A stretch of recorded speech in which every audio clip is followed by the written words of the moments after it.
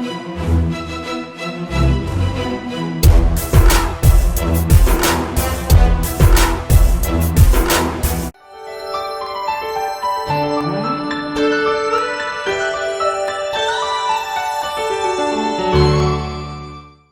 ਜੀ ਕਾ ਖਾਲਸਾ ਵਾਹਿਗੁਰੂ ਜੀ ਕੀ ਫਤਿਹ। TV84 ਦੇ ਸਾਰੇ ਦਰਸ਼ਕ ਤੇ ਸਰੋਤੇ ਜਿਹੜੇ ਇਸ ਵਕਤ ਸਾਡੇ ਨਾਲ ਨਾਰਥ ਅਮਰੀਕਾ ਦੇ ਵਿੱਚੋਂ ਜੁੜੇ ਹੋਏ ਆ ਜਾਂ ਫਿਰ ਸੋਸ਼ਲ ਮੀਡੀਆ ਦੇ ਰਾਹੀਂ ਦੁਨੀਆ ਭਰ ਦੇ ਵਿੱਚ ਸਾਨੂੰ ਦੇਖ ਰਹੇ ਆ, ਉਹਨਾਂ ਸਾਰਿਆਂ ਦਾ ਮੈਂ ਅੱਜ ਇਸ ਸਪੈਸ਼ਲ ਪ੍ਰੋਗਰਾਮ ਦੇ ਵਿੱਚ ਤਹਿ ਦਿਲੋਂ ਸਵਾਗਤ ਕਰਦਾ।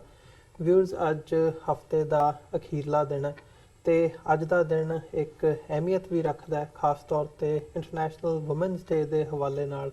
ਸਾਡਾ ਜਿਹੜਾ ਔਰਤਾਂ ਨੂੰ ਸਾਡੇ ਸਮਾਜਿਕ ਤੌਰ ਤੇ ਜਦੋਂ ਅਸੀਂ ਦੇਖਦੇ ਹਾਂ ਤਾਂ ਸਾਊਥ ਏਸ਼ੀਅਨ ਸੁਸਾਇਟੀ ਦੇ ਵਿੱਚ ਕਈ ਚੀਜ਼ਾਂ ਜਿਹੜੀਆਂ ਨੇ ਇੱਦਾਂ ਦੀਆਂ ਪ੍ਰਚਲਿਤ ਨੇ ਔਰਤਾਂ ਦੇ ਹਵਾਲੇ ਨਾਲ ਕਿ ਅਸੀਂ ਉਹਨਾਂ ਨੂੰ ਨੀਵਾਂ ਸਮਝਦੇ ਹਾਂ। ਸਾਡੀ ਸੁਸਾਇਟੀ ਹੀ ਇੱਦਾਂ ਦੇ ਕੁਝ ਰੀਤੀ ਰਿਵਾਜ਼ਾਂ ਦੇ ਨਾਂ ਥੱਲੇ ਇੱਦਾਂ ਦਾ ਮਾਈਂਡ ਸੈੱਟ ਬਣਿਆ ਹੋਇਆ। ਪਰ ਜਦੋਂ ਧਾਰਮਿਕ ਤੌਰ ਤੇ ਵੀ ਅਸੀਂ ਦੇਖਦੇ ਹਾਂ ਤਾਂ ਇੱਕ ਅਪਲਿਫਟਮੈਂਟ ਸਿੱਖ ਗੁਰੂ ਸਾਹਿਬਾਨਾਂ ਵੱਲੋਂ ਦਿੱਤੀ ਗਈ ਇਹ ਜਿਹੜੇ ਰੀਤੀ ਰਿਵਾਜ ਸੀ ਜਾਂ ਇਹ ਪੁਰਾਣੀਆਂ ਜਿਹੜੀਆਂ ਇਹ ਚੱਲੀਆਂ ਆਉਂਦੀਆਂ ਸੀ ਰਹੁ ਰੀਤਾਂ, ਇਹਨਾਂ ਨੂੰ ਖਤਮ ਕੀਤਾ ਗਿਆ। ਪਰ ਅੱਜ ਵੀ ਸਮਾਜਿਕ ਤੌਰ ਤੇ ਕਲਚਰਲ ਲੈਵਲ ਤੇ ਜਦੋਂ ਅਸੀਂ ਦੇਖਦੇ ਹਾਂ ਤਾਂ ਅਸੀਂ ਇਸ ਮਾਨਸਿਕਤਾ ਦਾ ਸ਼ਿਕਾਰ ਹਾਂ। ਸੋ ਇੱਕ ਤਾਂ ਅੱਜ ਇੰਟਰਨੈਸ਼ਨਲ ਵੂਮਨਸ ਡੇ ਦੇ ਹਵਾਲੇ ਨਾਲ ਅਸੀਂ ਵਿਚਾਰ ਚਰਚਾ ਕਰਾਂਗੇ ਤੇ ਸੈਕੰਡਲੀ ਜਿਹੜੀ ਗੱਲ ਹੈਗੀ ਹੈ ਭਾਰਤ ਤੇ ਪਾਕਿਸਤਾਨ ਦੇ ਸਬੰਧਾਂ ਦੀ, ਉਸ ਤੇ ਵਿਚਾਰ ਚਰਚਾ ਕਰਾਂਗੇ ਕਿਉਂਕਿ ਜਦੋਂ ਦਾ ਪੁਲਵਾਮਾ ਹਮਲਾ ਹੋਇਆ ਉਹਦੇ ਤੋਂ ਬਾਅਦ ਜਿਹੜੀਆਂ ਸਾਰੀਆਂ ਡਿਵੈਲਪਮੈਂਟਸ ਹੋਈਆਂ ਨੇ ਅਸੀਂ ਡੇਲੀ ਬੇਸਿਸ ਤੇ TV84 ਦੇ ਇਸ ਪਲੇਟਫਾਰਮ ਰਾਹੀਂ ਤੁਹਾਡੇ ਨਾਲ ਸਾਂਝੀਆਂ ਕਰਦੇ ਰਹੇ ਹਾਂ ਤੇ ਉਹਦੇ ਤੇ ਵਿਚਾਰ ਵਟਾਂਦਰਾ ਵੀ ਕਰਦੇ ਰਹੇ ਹਾਂ। But at the same time ਜਦੋਂ ਅਸੀਂ ਦੇਖਦੇ ਹਾਂ ਕਿ ਹੁਣ ਇੰਟਰਨੈਸ਼ਨਲ ਮੀਡੀਆ ਦੇ ਵਿੱਚ ਵੀ ਇਹ ਜਿਹੜੀਆਂ ਗੱਲਾਂ ਹੈਗੀਆਂ ਨੇ ਉਹ ਹੋ ਰਹੀਆਂ ਨੇ। ਨਿਊਯਾਰਕ ਟਾਈਮਸ ਤੋਂ ਲੈ ਕੇ CNN BBC ਤੱਕ ਜਿਹੜੀਆਂ ਹੈਗੀਆਂ ਨੇ ਉਹ ਖਬਰਾਂ ਆ ਰਹੀਆਂ ਨੇ ਕਿ ਕਿਵੇਂ ਜਿਹੜਾ ਇਹ ਸਾਰਾ ਮਾਹੌਲ ਬਣਿਆ ਹੋਇਆ ਉਹਦੇ ਬਿਹਾਈਂਡ ਕੀ ਹੈ, ਜਿਹੜੇ ਕਲੇਮਸ ਪਾਕਿਸਤਾਨ ਤੇ ਇੰਡੀਆ ਵੱਲੋਂ ਦੋਵੇਂ ਪਾਸਿਆਂ ਤੋਂ ਕੀਤੇ ਜਾ ਰਹੇ ਨੇ ਉਹਨਾਂ ਦੇ ਵਿੱਚ ਕਿਹੜੇ ਪਾਸੇ ਕਿੰਨੀ ਕੁ ਸੱਚਾਈ ਹੈ, ਇਹਦੇ ਤੇ ਜਿਹੜੀ ਵਿਚਾਰ ਚਰਚਾ ਹੈਗੀ ਹੈ ਉਹ ਅੱਜ ਅਸੀਂ ਕਰਾਂਗੇ। ਇਸ ਸਾਰੀ ਗੱਲਬਾਤ ਦੇ ਲਈ ਅੱਜ ਸਾਡੇ ਨਾਲ ਖਾਲਿਸਤਾਨ ਅਫੇਅਰਸ ਸੈਂਟਰ ਦੇ ਸੰਚਾਲਕ ਡਾਕਟਰ ਅਮਰਜੀਤ ਸਿੰਘ ਸਾਡੇ ਨਾਲ ਮੌਜੂਦ ਨੇ ਤੇ ਨਾਲ ਹੀ ਉਹਨਾਂ ਦੇ ਇੱਧਰਲੇ ਪਾਸੇ ਮੀਡੀਆ ਪਰਸਨੈਲਿਟੀ ਤੇ ਸੀਨੀਅਰ ਜਰਨਲਿਸਟ ਸਲੀਮ ਮਲਿਕ ਸਾਹਿਬ ਸਾਡੇ ਨਾਲ ਪਾਕਿਸਤਾਨੀ ਹਵਾਲੇ ਨਾਲ ਗੱਲਬਾਤ ਕਰਨਗੇ। ਸੋ ਆਓ ਇਹਨਾਂ ਦੋਵਾਂ ਨਾਲ ਮਿਲ ਕੇ ਅਸੀਂ ਅੱਜ ਦੀ ਵਿਚਾਰ ਚਰਚਾ ਦੀ ਸ਼ੁਰੂਆਤ ਕਰਦੇ ਹਾਂ। ਡਾਕਟਰ ਸਾਹਿਬ, ਤੁਹਾਡਾ ਸਵਾਗਤ ਹੈ ਜੀ। ਵਾਹਿਗੁਰੂ ਜੀ ਕਾ ਖਾਲਸਾ ਵਾਹਿਗੁਰੂ ਜੀ ਕੀ ਫਤਿਹ। ਮਲਿਕ ਸਾਹਿਬ, ਤੁਹਾਡਾ ਵੀ ਸਵਾਗਤ ਹੈ। ਅਸਲਾਮ ਵਾਲੇਕੁਮ। ਅਸਲਾਮ ਵਾਲੇਕੁਮ, ਸਤਿ ਸ਼੍ਰੀ ਅਕਾਲ। ਡਾਕਟਰ ਸਾਹਿਬ, ਮੈਂ ਤੁਹਾਡੇ ਕੋਲੋਂ ਸ਼ੁਰੂਆਤ ਕਰਨੀ ਚਾਹੂੰਗਾ ਸਾਰੀ ਇਸ ਗੱਲਬਾਤ ਦੀ। ਜਿਵੇਂ ਇੰਟਰਨੈਸ਼ਨਲ ਵੂਮਨਸ ਡੇ ਦੀ ਗੱਲ ਕੀਤੀ ਹੈ, ਅਸੀਂ ਜਦੋਂ ਧਾਰਮਿਕ ਐਂਗਲ ਤੋਂ ਦੇਖਦੇ ਹਾਂ ਤਾਂ ਜਿਹੜੀਆਂ ਇਹ ਸਾਰੀਆਂ ਰਹੁ ਰੀਤਾਂ ਹੈਗੀਆਂ ਨੇ, ਰੀਤੀ ਰਿਵਾਜ ਨੇ, ਇਹਨਾਂ ਦਾ ਜਨਮ ਕਿਵੇਂ ਇੱਕ ਅੱਜ ਵੀ ਕਲਚਰ ਦੇ ਵਿੱਚ ਸਾਡੇ ਦੇਖਿਆ ਜਾਂਦਾ, ਮੰਨਿਆ ਜਾਂਦਾ। ਅਸੀਂ ਔਰਤਾਂ ਨੂੰ ਕਿਵੇਂ ਕਿਤੇ ਨਾ ਕਿਤੇ ਜਿਹੜੀ ਹੀਣ ਭਾਵਨਾ ਹੈਗੀ ਆ ਉਹਦੇ ਨਾਲ ਵੀ ਦੇਖਦੇ ਹਾਂ। ਜਿਹੜੀ ਬਰਾਬਰਤਾ ਦੀ ਗੱਲ ਹੈਗੀ ਹੈ ਉਹ ਨਹੀਂ ਮਿਲ ਪਾਉਂਦੀ ਹੈਗੀ ਸਾਡੇ ਆਪਣੇ ਘਰਾਂ ਦੇ ਵਿੱਚ। ਪਰ ਜਦੋਂ ਗੁਰੂ ਨਾਨਕ ਸਾਹਿਬ ਦੀ ਆਈਡੀਓਲੋਜੀ ਤੋਂ ਸ਼ੁਰੂ ਹੁੰਦੀ ਹੈ ਗੱਲ, ਉਹਨਾਂ ਨੇ ਜਿਹੜਾ ਫਲਸਫਾ ਸ਼ੁਰੂ ਕੀਤਾ ਉਹਦੇ ਵਿੱਚ ਸਾਰੇ ਗੁਰੂ ਸਾਹਿਬਾਨਾਂ ਤੋਂ ਹੀ ਲੈ ਕੇ ਜਦੋਂ ਅਸੀਂ ਉਹ ਘੁੰਡ ਚੱਕਣ ਦੀ ਰਸਮ ਹੋਵੇ ਜਾਂ ਸਤੀ ਦੀ ਜਿਹੜੀ ਪ੍ਰਥਾ ਹੈਗੀ ਹੈ ਉਹਨੂੰ ਖਤਮ ਕਰਨ ਦੀ ਲਾਈਨ ਹੋਵੇ, ਮਤਲਬ ਇੱਕ ਕਲਚਰ ਨੂੰ ਚੇਂਜ ਕਰਨ ਦੀ ਲਾਈਨ ਸੀ। ਪਰ ਅੱਜ ਵੀ ਉਹ ਕਿਤੇ ਨਾ ਕਿਤੇ ਨਜ਼ਰ ਆਉਂਦਾ ਹੈ ਸਾਡੇ ਕਲਚਰ ਦੇ ਵਿੱਚ, ਸਾਡੇ ਸੱਭਿਆਚਾਰ ਦੇ ਵਿੱਚ, ਪੰਜਾਬ ਦੀ ਧਰਤੀ ਤੇ ਹੋਵੇ ਜਾਂ ਜਿੱਥੇ ਅਸੀਂ ਇੱਥੇ ਬੈਠੇ ਹਾਂ ਇੱਥੇ ਹੋਵੇ। ਸੋ ਅੱਜ ਦੇ ਮੁਕਾਮ ਤੇ ਇੰਟਰਨੈਸ਼ਨਲ ਵੂਮਨਸ ਡੇ ਦੇ ਹਵਾਲੇ ਨਾਲ ਤੁਸੀਂ ਧਾਰਮਿਕ ਪਰਸਪੈਕਟਿਵ ਤੋਂ ਕੀ ਕਹਿਣਾ ਚਾਹੋਗੇ? ਕਿੱਥੇ ਇੱਕ ਜਿਹੜੀ ਸੁਸਾਇਟੀ ਹੈਗੀ ਹੈ ਉਹ ਖਲੋਤੀ ਹੈ ਤੇ ਅਸੀਂ ਜਿਹੜੀ ਸਾਡੀ ਆਈਡੀਓਲੋਜੀ ਹੈ ਉਹਨੂੰ ਫੋਲੋ ਕਰਦੇ ਹਾਂ, ਅਸੀਂ ਕਿਵੇਂ ਅੱਗੇ ਵੱਧ ਸਕਦੇ ਹਾਂ? ਦੇਖੋ, ਸਭ ਤੋਂ ਪਹਿਲਾਂ ਤਾਂ ਮੈਂ ਇੰਟਰਨੈਸ਼ਨਲ ਵੂਮਨ ਡੇ ਦੇ ਮੌਕੇ ਤੇ ਜਿਸ ਦੀ ਸ਼ੁਰੂਆਤ ਸਾਡੇ ਇਸ ਸ਼ਹਿਰ ਨਿਊਯਾਰਕ ਚੋਂ ਹੀ 1909 ਦੇ ਵਿੱਚ ਹੁੰਦੀ ਹੈ, ਹਾਲਾਂ ਡਿਫਰੈਂਟ ਸ਼ੇਪਸ ਦੇ ਵਿੱਚ ਪਹੁੰਚਦੇ ਹਾਂ। ਅੱਜ ਇਸ ਦੀ ਇੰਪੋਰਟੈਂਸ ਯੂਨਾਈਟਿਡ ਨੇਸ਼ਨਸ ਵੱਲੋਂ ਜਦੋਂ ਕੋਈ ਡੇ ਰੈਕਗਨਾਈਜ਼ ਹੁੰਦਾ ਹੈ, ਸਾਲ ਦਾ ਥੀਮ ਰੈਕਗਨਾਈਜ਼ ਹੁੰਦਾ ਹੈ, ਤੇ ਫਿਰ ਅਸੀਂ ਦੇਖ ਰਹੇ ਹਾਂ ਕਿ ਅੱਜ ਦੁਨੀਆ ਦੇ ਹਰ ਕੋਨੇ ਦੇ ਵਿੱਚ ਜਿਹੜੀਆਂ ਜਾਗਰੂਕ ਔਰਤਾਂ ਨੇ, ਜਿਨ੍ਹਾਂ ਦੇ ਵਿੱਚ ਸਾਡੀਆਂ ਮਾਵਾਂ, ਭੈਣਾਂ, ਬੱਚੀਆਂ, ਵਾਈਵਸ, ਸਾਰੇ ਉਹ ਬੜੇ ਅਵੇਅਰਨੈਸ ਦੇ ਨਾਲ ਥਾਂ ਥਾਈਂ ਜਿਹੜਾ ਹੈ ਉਹ ਇਸ ਦਿਨ ਨੂੰ ਯਾਦ ਕਰ ਰਹੀਆਂ ਨੇ। ਪਰ ਵੈਸੇ ਤਾਂ ਮੈਂ ਸਮਝਦਾ ਵੀ ਜਦੋਂ ਅਸੀਂ ਆਪਣੇ ਇਤਿਹਾਸ ਦੇ ਹਵਾਲੇ ਨਾਲ, ਹਿਊਮਨ ਸੁਸਾਇਟੀ ਦੇ ਇਤਿਹਾਸ ਦੇ ਹਵਾਲੇ ਨਾਲ ਦੇਖੀਏ ਇਹ ਤਾਂ ਪਤਾ ਨਹੀਂ ਵਿਮਨ ਦੀ ਐਕਸਪਲੋਇਟੇਸ਼ਨ ਜਾਂ ਉਹਨਾਂ ਨੂੰ ਛੋਟਾ ਸਮਝਣਾ ਜਾਂ ਉਹਨਾਂ ਦੇ ਹੱਕਾਂ ਤੇ ਛਾਪਾ ਮਾਰਨਾ ਕਦੋਂ ਤੋਂ ਸ਼ੁਰੂ ਹੋਇਆ। ਲੇਕਿਨ ਜੇ ਗੱਲ ਮਜ਼ਹਬੀ ਵਿਰਾਸਤ ਨਾਲ ਈਵਨ ਸੈਮੈਟਿਕ ਮਜ਼ਹਬਾਂ ਦੀ ਕਰੀਏ, ਜਿਹਦੇ 'ਚ ਕਿ ਚਾਰੋਂ ਹੀ ਵੱਡੇ ਧਰਮ ਮਿਡਲ ਈਸਟ ਦੇ ਉਹਦੇ 'ਚ ਆ ਜਾਂਦੇ ਨੇ, ਬਾਬਾ ਆਦਮ ਦੇ ਜ਼ਮਾਨੇ ਤੋਂ ਗੱਲ ਕਰੀਏ ਤਾਂ ਫਿਰ ਉਸ ਦੀ ਸ਼ੁਰੂਆਤ ਆਦਮ ਈਵ ਦੀ ਕਹਾਣੀ ਤੋਂ ਹੀ ਹੋ ਜਾਂਦੀ ਹੈ।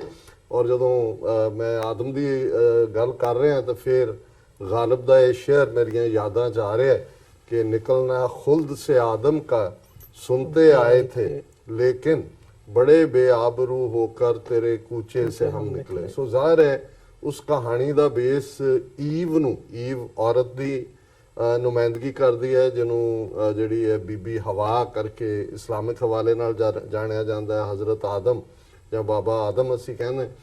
ਸੋ ਜ਼ਾਹਿਰ ਹੈ ਕਿ ਇਹ ਜਿਹੜਾ ਕਈ ਵਾਰੀ ਸਿੰਬੋਲਿਜ਼ਮ ਹੁੰਦਾ ਹੈ, ਹਾਲਾਂਕਿ ਉਸ ਕਹਾਣੀ ਨੂੰ ਜੇ ਤੁਸੀਂ ਕੁੱਲ ਮਿਲਾ ਕੇ ਦੇਖਦੇ ਹੋ ਕਿ ਆਦਮ ਈਵ ਨਾਰਾਜ਼ ਵੀ ਹੁੰਦੇ ਨੇ, ਆਦਮ ਵਾਪਸ ਜਾ ਕੇ ਕਰਦਾ ਹੈ ਈਵ ਨੂੰ, ਫਿਰ ਕਹਿੰਦਾ ਵਾਪਸ ਮੋੜ ਦੇ। ਸੋ ਇਹਦੇ ਚੋਂ ਇਹ ਮੈਸੇਜ, ਕਿਉਂਕਿ ਇਹ ਸਾਰੀਆਂ ਕਹਾਣੀਆਂ ਦਾ ਇੱਕ ਸਿੰਬੋਲਿਜ਼ਮ ਸੀ ਬੜਾ ਸਟਰੋਂਗ, ਔਰ ਇਹ ਸਿੰਬੋਲਿਜ਼ਮ ਇਹ ਸੀ ਕਿ ਦੋਨੋਂ ਹੀ ਆਦਮੀ ਔਰ ਔਰਤ ਇੱਕ ਦੂਜੇ ਲਈ ਬਣੇ ਹੋਏ ਨੇ, ਔਰ ਰੱਬ ਦੀ ਕ੍ਰੀਏਸ਼ਨ ਦੋਨਾਂ ਦੇ ਨਾਲ ਹੀ ਮੁਕੰਮਲ ਹੁੰਦੀ ਹੈ। ਦੋਨਾਂ ਦੇ ਆਪਣੇ ਕੁਝ ਐਕਸਟਰਾਆਰਡੀਨਰੀ ਟ੍ਰੇਟ ਨੇ ਉਹਨਾਂ ਦੀ ਪਰਸਨੈਲਿਟੀਜ਼ ਦੇ, ਔਰ ਕੁਝ ਉਹਨਾਂ ਦੀਆਂ ਸਟਰੈਂਥਸ ਨੇ, ਕੁਝ ਵੀਕਨੈਸਸ ਨੇ। ਜੇ ਕੁਦਰਤ ਨੇ ਔਰਤ ਨੂੰ ਮਾਂ ਬਣਨ ਦਾ ਸ਼ਰਫ ਦਿੱਤਾ ਹੈ, ਬੰਦੇ ਦੇ ਕੋਲੋਂ ਨਹੀਂ ਹੈ, ਉਹੀ ਉਹਨੂੰ ਧਰਤੀ ਵਾਂਗ ਪੇਸ਼ੈਂਸ ਵੀ ਦਿੰਦੀ ਹੈ। ਜਦੋਂ ਕਿ ਅਸੀਂ ਰੁੱਖਾਂ ਦੀ ਜਿਰਾਨ ਦੀ ਗੱਲ ਕਰਦੇ ਹਾਂ ਜਾਂ ਧਰਤੀ ਨੂੰ ਅਸੀਂ ਜਿਹੜਾ ਜਨਨੀ ਮੰਨਦੇ ਹਾਂ ਕਿ ਸਾਰੀ ਕ੍ਰੀਏਸ਼ਨ ਇੱਥੋਂ ਹੁੰਦੀ ਹੈ, ਤੇ ਫਿਰ ਔਰਤ ਜਿਹੜੀ ਹੈ ਉਹ ਮਨੁੱਖੀ ਰੇਸ ਨੂੰ ਅੱਗੇ ਤੋਰਨ ਵਾਲੀ। ਔਰ ਮੈਂ ਈਵਨ ਕੁਰਾਨ ਸ਼ਰੀਫ ਦੇ ਹਵਾਲੇ ਨਾਲ ਜਾਂ ਇਸਲਾਮਿਕ ਜਿਹੜਾ ਥਾਟ ਹੈ ਉਹਦੇ ਹਵਾਲੇ ਨਾਲ ਵੀ ਦੇਖਦੇ ਹਾਂ ਵੀ ਜਦੋਂ ਦੁਨੀਆ ਦੇ ਵਿੱਚ ਕੁਝ ਵੀ ਨਾ ਰਹਿ ਜਾਏ ਤੇ ਫਿਰ ਵੀ ਜਿਹੜੀ ਨਸਲ ਹੈ, ਨਸਲ ਤੋੜਨ ਲਈ ਤਾਂ ਔਰਤ ਹੈ।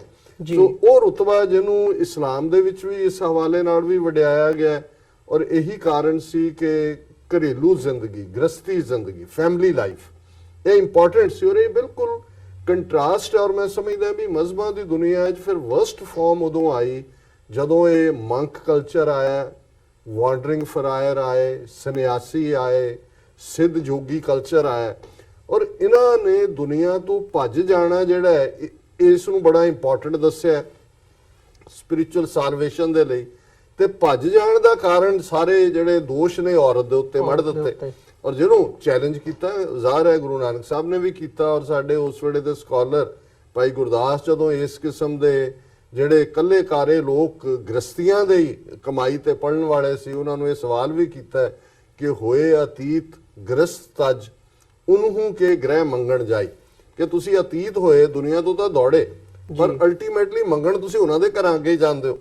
ਸੋ ਇਸ ਗੱਲ ਨੂੰ ਹੀ ਸਿੱਖੀ ਦਾ ਤੁਸੀਂ ਹਵਾਲੇ ਨਾਲ ਮੈਨੂੰ ਪੁੱਛਿਆ, ਸਾਡਾ ਜਿਹੜਾ way of life Guru Sahib ਨੇ ਦਿੱਤਾ ਹੈ ਉਹ ਸੀ ਹੱਸਣਦਿਆਂ, ਖੈਲਣਦਿਆਂ, ਪਹਿਨਣਦਿਆਂ, ਖਾਵਣਦਿਆਂ ਵਿੱਚੇ ਹੋਵੇ ਮੁਕਤ, ਕਿ ਜਿਹੜੀ ਸਾਲਵੇਸ਼ਨ ਹੈ ਉਹ ਭੱਜ ਕੇ ਨਹੀਂ ਹੈ ਦੁਨੀਆ ਤੋਂ, ਗ੍ਰਸਤ ਦੇ ਵਿੱਚ ਰਹਿੰਦੇ ਆ, ਬਾਪ ਦੇ ਫਰਜ਼, ਭਰਾ ਦੇ ਫਰਜ਼, ਭੈਣ ਦੇ ਫਰਜ਼, ਮਾਂ ਦੇ ਫਰਜ਼ ਪੂਰੇ ਕਰਦੇ ਆ ਵੀ ਅਸੀਂ ਅਲਟੀਮੇਟ ਟਰੂਥ ਨੂੰ, ਰੱਬ ਨੂੰ ਹਾਸਲ ਕਰ ਸਕਦੇ ਆ, ਰੱਬ ਦੀ ਕੁਰਬਤ ਸਾਨੂੰ ਮਿਲ ਸਕਦੀ ਹੈ। ਸੋ ਮੈਂ ਸਮਝਦਾ ਵੀ ਅੱਜ ਦਾ ਦਿਨ ਬੇਸ਼ੱਕ ਸਾਡੇ ਲਈ ਹਰ ਦਿਨ ਹੀ ਜਿਹੜਾ ਹੈ ਉਹ ਔਰਤ ਦੀ ਜਿਹੜੀ ਕੰਟਰੀਬਿਊਸ਼ਨ ਹੈ ਟੂ ਦਾ ਹਿਊਮਨ ਸੋਸਾਇਟੀ, ਕਿਉਂਕਿ ਬਹੁਤ ਕੁਝ ਅਸੀਂ ਸਿਵਲਾਈਜ਼ਡ ਸੋਸਾਇਟੀ ਜਿਹਨੂੰ ਅਸੀਂ ਕਿਹਾ ਇਹਨੇ ਅੱਗੋਂ ਹੋਰ ਬੌਂਡੇजेस ਔਰਤ ਚ ਪਾਈ। ਅਦਰਵਾਈਜ਼ ਅੱਜ ਵੀ ਜਿੰਨੇ ਰਾਈਟਸ ਟ੍ਰਾਈਬਲ ਸੋਸਾਇਟੀ ਚ ਔਰਤਾਂ ਦੇ ਨੇ, ਜਿਹੜੀਆਂ ਈਵਨ ਜੰਗਲਾਂ 'ਚ ਵੀ ਰਹਿਣ ਵਾਲੀਆਂ, ਉਹ ਹੰਟਰ ਵੀ ਨੇ, ਉਹਨਾਂ ਦੇ ਆਪਣੇ ਵੀ ਨੇ, ਉਹਨਾਂ ਦੇ ਆਪਣੇ ਕਬੀਲਿਆਂ 'ਚ ਔਰਤ ਕੋਈ ਡਾਊਨ ਨਹੀਂ ਹੈ। ਪਰ ਜਿਉਂ-ਜਿਉਂ